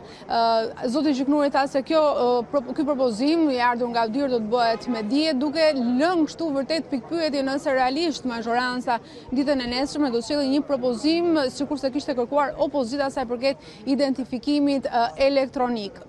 Çështja tjetër për cilën Partia Socialiste dukshëm pas ka refuzuar në diskutimet e sotme është një nga pikat përmes të cilës Partia Demokratike Opozite e Bashkuar përfshinte në draftin e saj qeverinë tranzitore, që lidhet pikërisht me emërimin e një drejtori të përgjithshëm të përkohshëm nga një ministër i brendshëm në detyrë në qeverinë tranzitore 100 ditë përpara zgjedhjeve. Zoti Gjiknuri, kur unë e pyeta, tha se kjo nuk mund të pranohej pasi bie ndesh me ligjin për policinë e shtetit, pra do duhet të kishim një ligj posaçëm sa i përket policisë së shtetit, pra është një çështje tjetër që është dakordsuar. Sa përket sistemit, ai tha se nëse do të ketë një dakordsi nga gjitha palët, edhe Partia Socialiste do t'jap versionin e saj, të cilin deri më tani duhet thënë zoti Damian Gjiknuri nuk e ka përmendur në asnjë rast, por majoranca duket se është vendosur për të mos e prekur kushtetutën, të paktën në këtë fazë të parë, pra në momentin kur do të kemi ndryshim të kodit elektoral.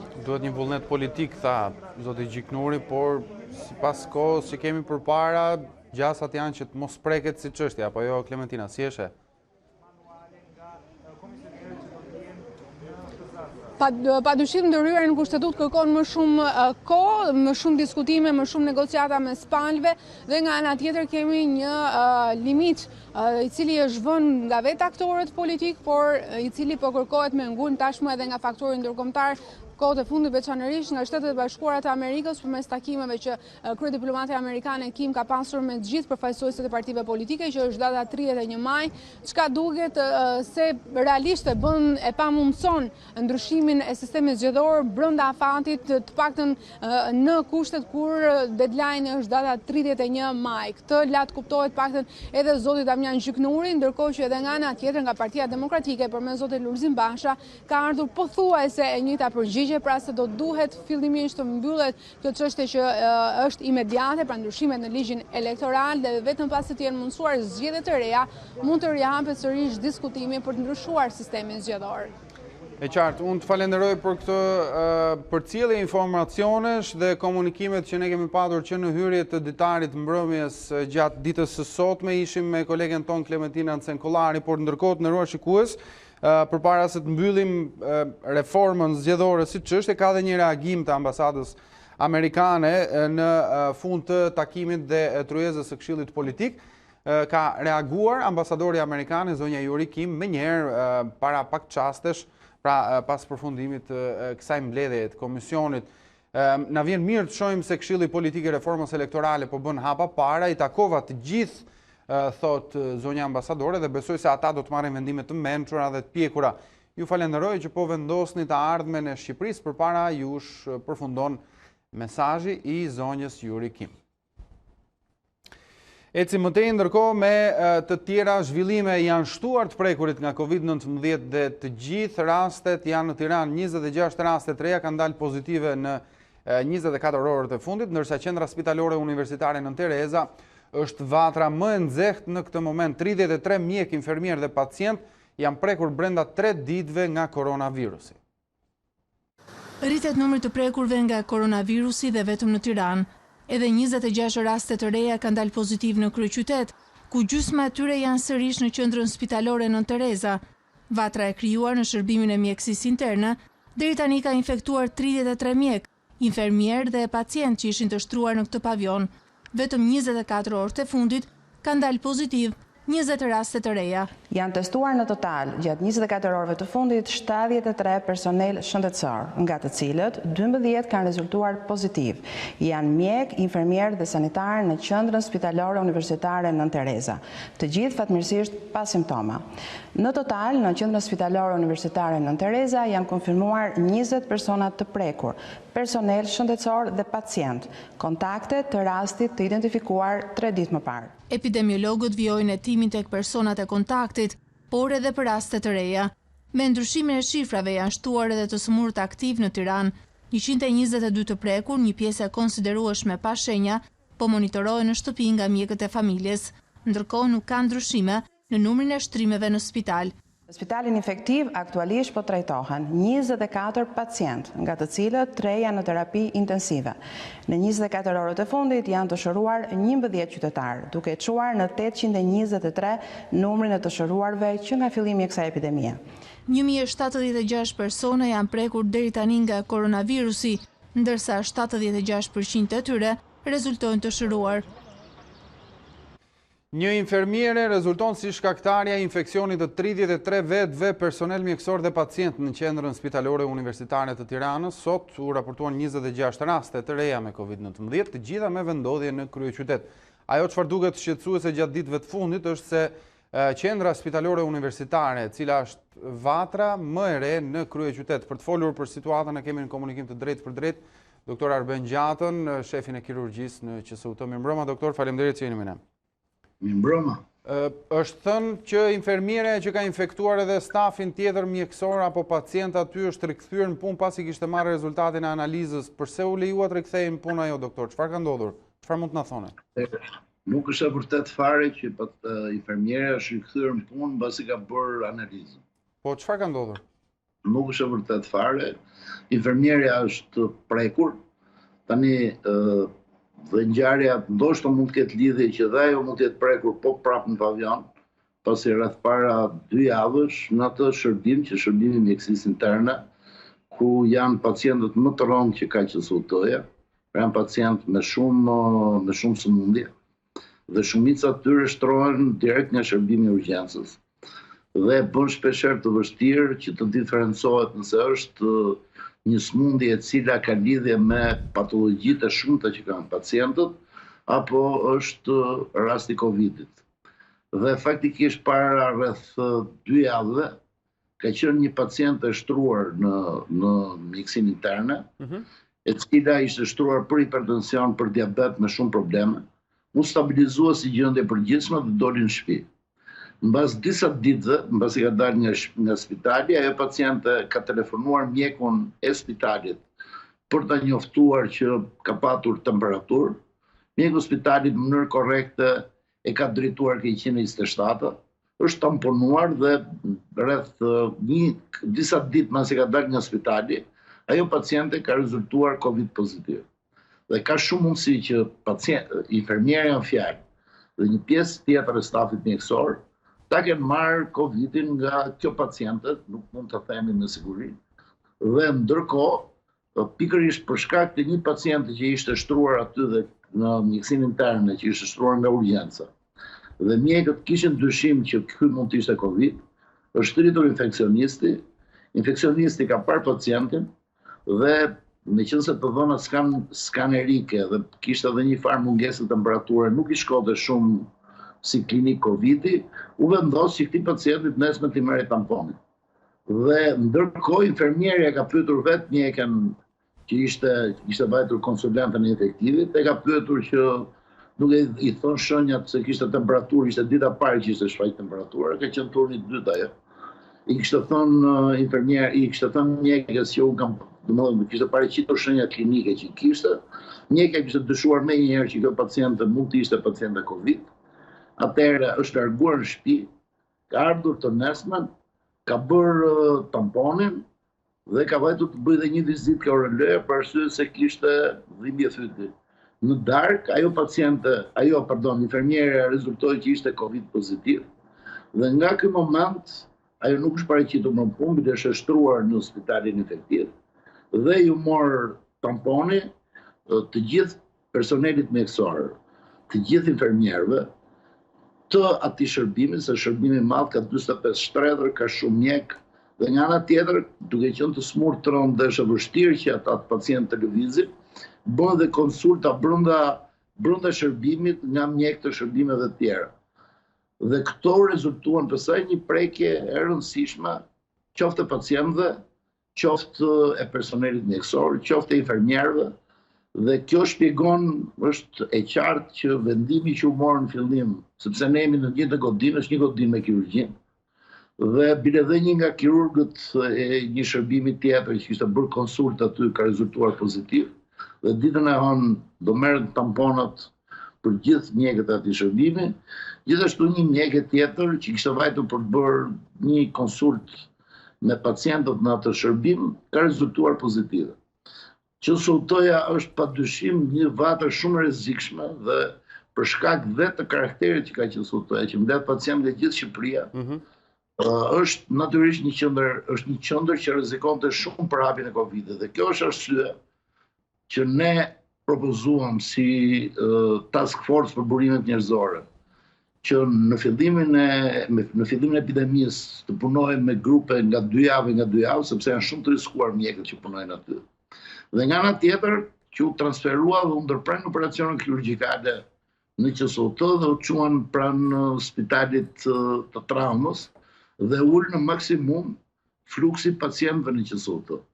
Në hapjen e QSOT-s, me rritjen e kapacitetit dhe me rritjen e punës, natyrisht që rritet fluksi pacientëve që vinë në spital nga gjithë Shqipëria, dhe bashkë me rritjen e fluksit pacientëve rritet natyrshëm edhe risku për zhvillimin ose paraqitjen e pacientëve edhe me Covid që mund të kenë dhe sëmundje tjera, sepse ju e dini që një pjesë e rasteve me Covid janë raste asimptomatike, pra mbi 80% e rasteve janë raste asimptomatike, mund mos kenë as temperaturë, mos paraqesin as shqetësim, dhe ndërkohë vinë në spital, trajtohen për patologjitë e tjera që kanë, trajtohen për sëmundjet e tjera që kanë dhe mund bëhen përhapës të kësaj sëmundje. Pra nuk është e vërtet as pak që infermierja nuk ka zbatuar rregullat, ka qenë me maskë, bile dhe pacientët në atë pavion, për shkak gravitetit lartë që kanë dhe pacientët rinë me maskë. Që ta kuptojmë edhe më qartë, doktor, ju thoni që pacienti zero në këtë vatër të re, po e quajmë si situatë, ka qenë një pacient i mëparshëm që është rikthyer në shtëpi dhe që ka patur kontakte edhe të mëvonshme me stafin mjekësor. Po ku ka çajuar kontakte telefonike pra? Është një pacient i cili ka qenë shtruar në spital, ka dalë nga spitali, ka qenë shtruar për diagnozë tjetër. E qartë. Ka dalë nga spitali dhe disa ditë mëse ka dalë nga spitali ka telefonuar mjekun për shkak të simptomave të ngjashme të Covidit. Dhe i thotë që kam temperaturë. Atëherë mjeku i thotë nëse ke temperaturë, se nuk ishte problem që e zgjidh mjekësia interne temperaturën, e rekomandon që të konsultohet me infeksionistin dhe me 127. E vizitojnë, i bëjnë tamponin dhe tani e morën vesh, sepse çfarë u bë, duke qenë gjatë ndjekjes epidemiologjike. Çfarë u bë? U bë që dhe pacientët e tjerë që kanë qenë shtruar në atë shërbim janë telefonuar në shtëpi për të pyetur për gjendjen si janë. Dhe njëri nga këta pacient rezultoi që kishte qenë Covid pozitiv disa ditë pas daljes nga spitali. Po nuk ka një protokoll në këtë rast, doktor, pra për pacient të smundjeve dhe problemeve të tjera shëndetësore, pra duket sikur ka patur një kontakt, nuk ka një protokoll në këtë rast? Ka gjithmonë një protokoll. Që do të evitonte dhe këtë infektim të infermieres? Atëherë është gati e pamundur që të bësh një protokoll i cili mund të përjashtojë gjithmonë riskun e prekjes nga Covidi. Në qoftë se vjen në spital një pacient asimptomatik, i cili paraqet një klinik tjetër, dhe në të gjitha këto raste bëhet një vizitë paraprake, bëhet një konsult paraprake, për të parë nëse pacienti ka simptoma Covidi apo jo. Në qoftë se pacienti ka simptoma Covidi, atëherë i nështrohet një dekursit veçantë dhe një protokollit veçantë para shtrimit në spital. Në qoftë se s'ka simptoma Covidi, pacienti shtrohet. Por përsëris dhe herë që 80% e pacientëve mund të jenë mbartës Covidit dhe mos paraqisin shenja klinike. Doktor, ju thatë pak më herët se... Ky është një risk që nuk është vetëm Shqipëri, është gjithë botën.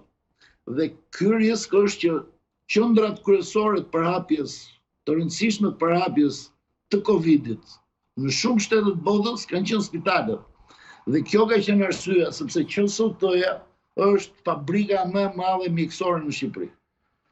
Dhe kjo është arsye që ul në maksimum kapaciteti i QSOT-s gjatë periudhës së pandemisë, sepse QSOT-ja mund të shërbente shumë mirë si vatra kryesore për hapjes Covidit në Tiranë edhe në hapësira të tjera. Sepse janë smurë që nga rreth të televizit, pra një pacient që vjen QSOT mund t'i ikë nesër në Kukës, në Sarandë dhe çon dhe aty mund përhapi Covid. E qartë. Doktor, ju thatë se... Dhe nga tjetër, me thënë të drejtën është dhe i problem tjetër, i cili nuk ka të bëj me spitalin, po ka të bëj me mënyrën se si po e konceptojmë ne sot Covidin. Pjesa më e madhe duket sikur ishte një prallë e bukur që kaloi, që ishte një shtrëngim i masave që ishte i panevojshëm, por faktikisht dhe duket sikur ka ikur virusi. Virusi është tu mes nesh. Ne duhet jemi shumë të kujdesshëm. Të gjithë qytetarët që shohin në rrugë plot qytetarë që nuk kanë asnjë masë mbrojtëse, që puthen, përqafohen, takohen me njëri tjetrin e tjerë. Dhe gjithashtu kjo psikologji sjell ngaherë dhe relaksimin e masave mbrojtëse dhe ke personeli mjekësor. Pra, është domosdoshme, sidomos në spital. Ne dje patëm përsëri një mbledhje të Komitetit për kontrollin e infeksioneve spitalore ku unë bëj pjesë të QSOT-s dhe në disë tjerave u theksua fort që të gjithë personeli mjekësor duhet të zbatojë në mënyrë të prerë rregullat e mbrojtjes personale. Pra të mbaj maska, të mbaj distancën e tjerë, sepse kishte një tendencë relaksimi se duke sikur kaloi pandemia, duke sikur u zgjidh situata dhe nuk kemi më rrezikje. Kur kemi një rrezik, me thënë drejtën, i cili është i pranishëm, është konstant dhe mund të çojë në situatat papërqyeshme për askënd. Doktor, ju thatë pak më herët që hapja e QSOT-s, pra rikthimi i pacientëve për probleme të tjera, e ka kthyer në një vatër shumë të rrezikshme, thatë, apo jo?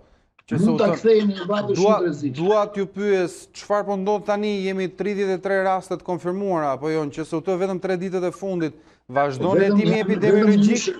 Ka dyshime për të tjerë?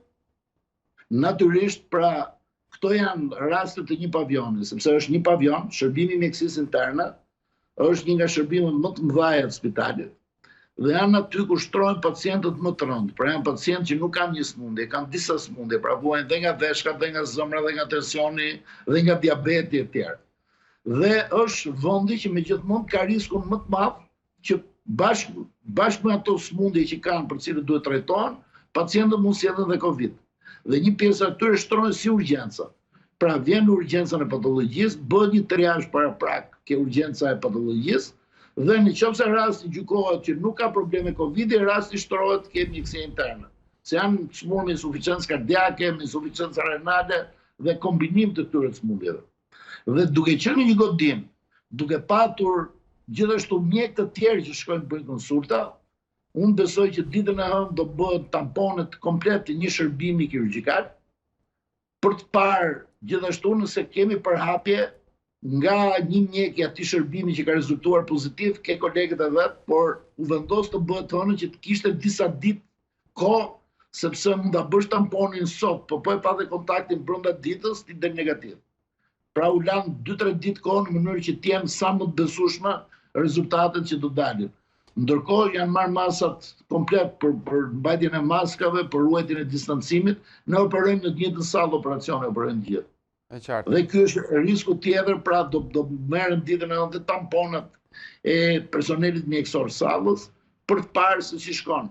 Problemi e vërteta është që shenjat klinike nuk kanë, pra shumica e personelit mjekësor nuk ka pasur, janë asimptomatik, dhe kjo e bën ngaherë më të vështirë, sepse njeriu e kupton kur ka i smundje dhe mund të shkojë, nuk e ndjen veten mirë dhe mund të shkojë të kërkojë të bëjë tamponin, të bëjë ndihmën e tjerë, sepse QSOT-ja ka mundësi të marrë vet. Pra ne kemi atë njësinë e kontrollit të infeksioneve spitalore, e cila është trajnuar dhe marrja e tamponave nuk bëhet nga Instituti Shëndetit Publik, bëhet direkt nga QSUT-ja dhe sa herë që ka pasur ngjarje të tilla në QSUT janë marrë tampone dhe ky ka qenë një rast fatkeq që është përndar shumë në shërbim, se ka pasur dhe raste të tjera, të cilat kanë pasur Covid pacient ose personel, por nuk ka pasur, ne kemi patur në shërbimin tim kam pasur një infermiere e cila ishte me Covid, por ndërkohë gjithë pavioni rezultoi që nuk rezultoi me tampon negativ, ishte në periudhën e epidemisë, rezultoi me tampon negativ dhe realisht asnjëri nuk pati as më vonë klinik Covidi, dhe aq më tepër që para 2 ditëve kanë dalë dhe rezultatet serologjike të shërbimeve të kirurgjisë, të cilët kanë rezultuar negativ, pra tregojnë që nuk kanë kaluar sëmundje dhe nuk janë imunizuar, por kjo s'do të thonë që nesër mund mos rezultojnë pozitiv dikush ose dikush tjetër. Ne duhet të sillemi të gjithë, ka vetëm një rregull me këtë mes, ne duhet të sillemi të gjithë sikur kemi Covid dhe të mbrojmë të tjerët nga Covid. Doktor Arben Gjata, unë ju falenderoj që na përshkruat situatën në QSUT dhe gjithashtu për komunikimin që zhvilluat dhe me shikuesit tanë. Ju falenderit juve. Njerëzit ndërkohë po dynde në plazhe me zbutjen e masave kufizuese të vendosura për të luftuar koronavirusin e ri, por qasja mund të jetë limituar dhe zyrtarët e shëndetit publik bëjnë thirrje për kujdes të shtuar përfshirë ruajtjen e distancimit social. Në të gjithë botën, njerëzit u janë drejtuar plazheve me mbërritjen e verës në hemisferën veriore. Pak rrezë dielli, pak vitamin D dhe sistem të forcuar imunitar, për këtë kemi nevojë. Dyndja e pushuesve në këto zona ka qenë normale në të shkuarën e afërt, por këtë vit është shumë ndryshe. Me rregullat strikte të vendosura për rreth botës, qasja në plazhe do të jetë kufizuar dhe zyrtarët e shëndetësisë kërkojnë që të tregohet kujdes i shtuar dhe sigurisht distancimi fizik duhet të jetë kushti domosdoshëm. Plazhet në Itali po hapen, por pamja nuk i ngjason asaj tradicionales. Jemi të detyruar të bëjmë shumë ndryshime në mënyrë që të hapim aktivitetin. Dezinfektojmë kabinat e plazhit, restorantet si dhe kioskat këtu në plazh. Çadrat do të jenë shumë larg njëra tjetrës. Përpara kishte fusha tenisi dhe volejbolli dhe pabe për të festuar deri në agim. Asnjë prej tyre nuk do të ekzistojnë këtë vit në këtë resort në Itali. Ndryshime drastike edhe në plazhet e famshme të Kalifornisë në Shtetet e Bashkuara. S'do të ketë qëndrim në rër, pasi plazhi është kufizuar vetëm për not dhe surf. Madje në disa zona të Amerikës mund të ndalohet zhvillimi i piknikëve dhe plazhi. Gjithashtu shitësit ambulant nuk do të mund të zhvillojnë aktivitetin e tyre këtë sezon. Italia ndërkohë do të zbuzë sërish masat kufizuese duke nisur nga muaji qershor. Palestrat, pishinat dhe aeroportet do të rihapen me masa të rrepta sigurie, por Kroacia dënon Italinë duke mos pranuar turist nga ky shtet. Italia duket se po shkon drejt shërimit. Mbi 500 raste të reja me koronavirus u regjistruan në 24 orët e fundit, shumë prej tyre vetëm në rajonin e Lombardisë. Shifra mbetet thuajse e njëjtë me një ditë më parë, ndërsa viktimat të njëjtën ishin 70, më pak se të mërkurën. Guvernatori i Lombardisë shprehet me bindje se me 3 qershor do të mundsohet lëvizja e qytetarëve në të gjithë territorin italian, ndërsa javës që vjen pritet të zbuten sërish masat kufizuese të vendosura për të luftuar pandemin. Palestrat dhe pishinat në Milano do të presin sërish klient pas 3 muajsh mbyllje për shkak të emergjencës shëndetësore. Gjithashtu rikthehet në aktivitet dhe transporti ajror, që ka parë në këto muaj një rënje drastike. Italia shpreson që turistët të kthehen duke nisur nga 3 qershori, kur të rihapen kufijt me vendet e Bashkimit Evropian. Aeroporti i Fiumicinës në Rom, thuajse i boshatisur, ka bërë përgatitje të nevojshme duke vendosur masa të shtuara të sigurisë për të kthyer në aktivitet. Por qëndrimi të Austrisë i bashkohet dhe Kroacia, që ka hapur kufijt për turistët duke përjashtuar ata nga Italia. Ky shtet i Ballkanit do të presë vizitor vetëm nga 10 vende anëtare të BE-s, sipas asaj që bëri me dije kryeministri Andrej Plenković. Viktimat e koronavirusit në Shtetet e Bashkuara të Amerikës i kanë tejkaluar 100.000. Në më pak se 4 muaj, pandemia e Covid-19 u ka marrë jetën më shumë amerikanëve se luftrat në Kore, Vietnam, Irak dhe Afganistan të marra të gjitha së bashku. Bëhet edhe më i hidhur bilanci i pandemisë së COVID-19 në Shtetet e Bashkuara. Numri i viktimave i tij kalon 100.000, më pak se 4 muaj pas shpërthimit të krizës shëndetësore. Vdekjet janë më shumë se në çdo vend tjetër të botës, ndërsa me gati 1.7 milion të infektuar. Shtetet e Bashkuara kanë 30% të rasteve me koronavirus në të gjithë globin. Bazuar në shifrat e publikuara nga Universiteti John Hopkins, më shumë Amerikanë kanë vdekur nga COVID-19 sesa në luftrat e Koreas, Vietnamit, Irakut dhe Afganistanit të marra së bashku. Në një video mesazh kandidati demokrat për presidencën Joe Biden ngushëlloi familjet që kishin humbur të dashurit dhe kritikoi administratën Trump për mënyrën e menaxhimit të krizës. Për të gjithë ata që vuajnë, më vjen shumë keq. Kombi është në zi bashkë me ju. Nuk duhet të kishim një bilans të tillë kaq tragjik. Mund të ishte shmangur. Por ndërsa ka numrin më të lartë të viktimave në botë, Shtetet e Bashkuara renditen të nëntat për nga niveli i vdekshmërisë në raport me popullsinë, pas vendeve si Belgjika, Mbretëria e Bashkuar, Franca dhe Irlanda. Megjithatë, bilanci vazhdon të rritet dhe autoritetet shëndetësore thonë se shifra reale mund të jetë shumë më e lartë se sa ajo zyrtare. 20 shtete, mes të cilave Karolina e Veriut, Wisconsin dhe Arkansas, raportojnë shtim të rasteve të reja sipas një studimi të publikuar nga Reuters, ndërkaq shtetet e goditura më rënd, përfshirë New Yorkun, kanë shënuar rënje të numrit të vdekjeve. Me 39 milion amerikanë të mbetur të papunë gjatë pandemisë, presidenti Donald Trump po nxit rihapjen e ekonomisë dhe të 50 shtetet kanë nisur lehtësimin e masave për frenimin e krizës. Parku më i madh i Disneyt në botë, ai i Floridas, planifikon të hapet në 11 korrik, e gjithashtu 4 kazino në Las Vegas do të mirëpresin sërish klient nga 4 korriku.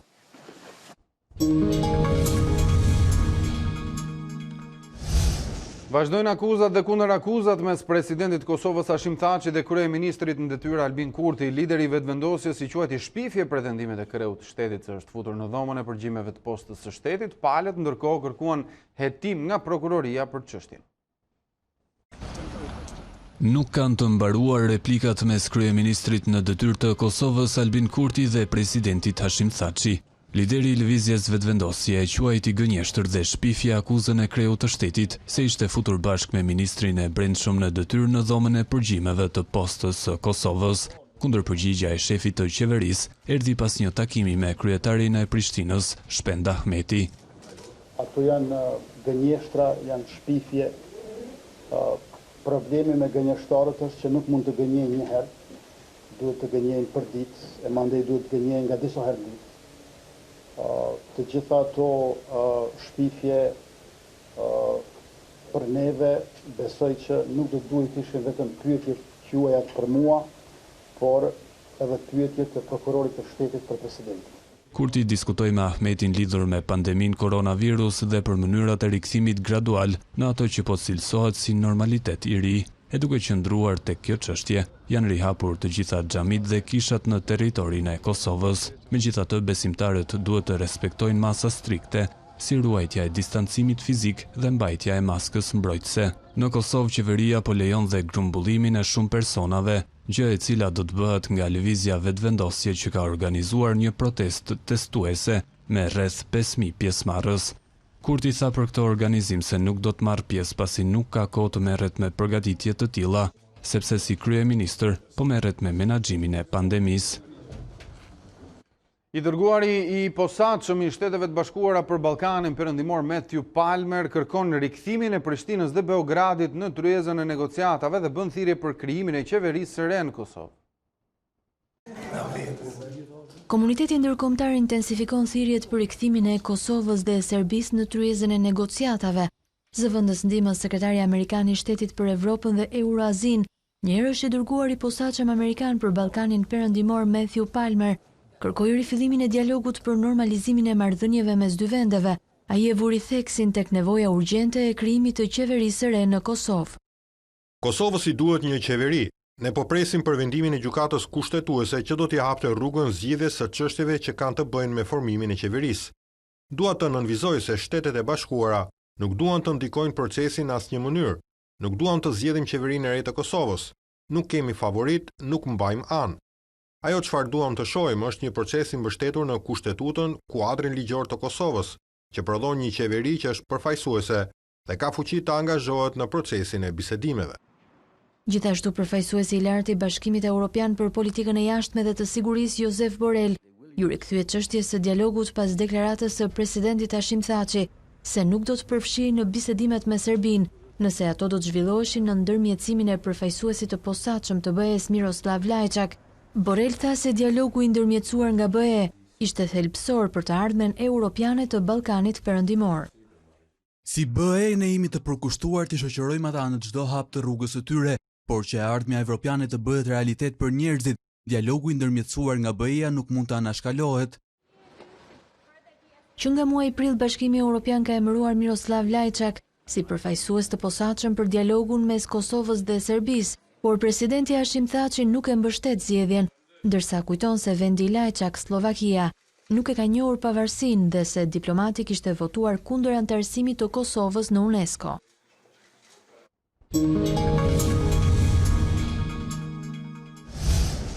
Futbolli është gati të rikthehet në fushë me efekt të plot. Pas skuadrave në fazën e përgatitjeve janë edhe arbitrat, të cilët zhvilluan një seminar rreth rifillimit të aktivitetit. Takimi informues shërbeu për t'i njohur ata edhe për të diskutuar rreth protokollit shëndetësor që do të përdoret gjatë ndeshjeve të mbetura të këtij sezoni. Drejtuesit e federatës i kërkuan gjyqtarëve tolerancë zero kur bëhet fjalë në zbatimin e masave sanitare, të cilat janë miratuar edhe nga Ministria e Shëndetësisë. Kushtet e protokollit mjekësor janë të njëjta si për kategorinë superiore, ashtu edhe për futbollin e fëmijëve. Me sportin kemi mbritur në fund të kësaj hapësire informative. Përpara se të ndahemi si gjithnjë, ju kujtoj të klikoni dhe faqen tonë të internetit a2cnn.com, do të gjeni aty të përditësuara të gjitha zhvillimet kryesore nga vendi, rajoni dhe bota. Ju uroj një natë qetë.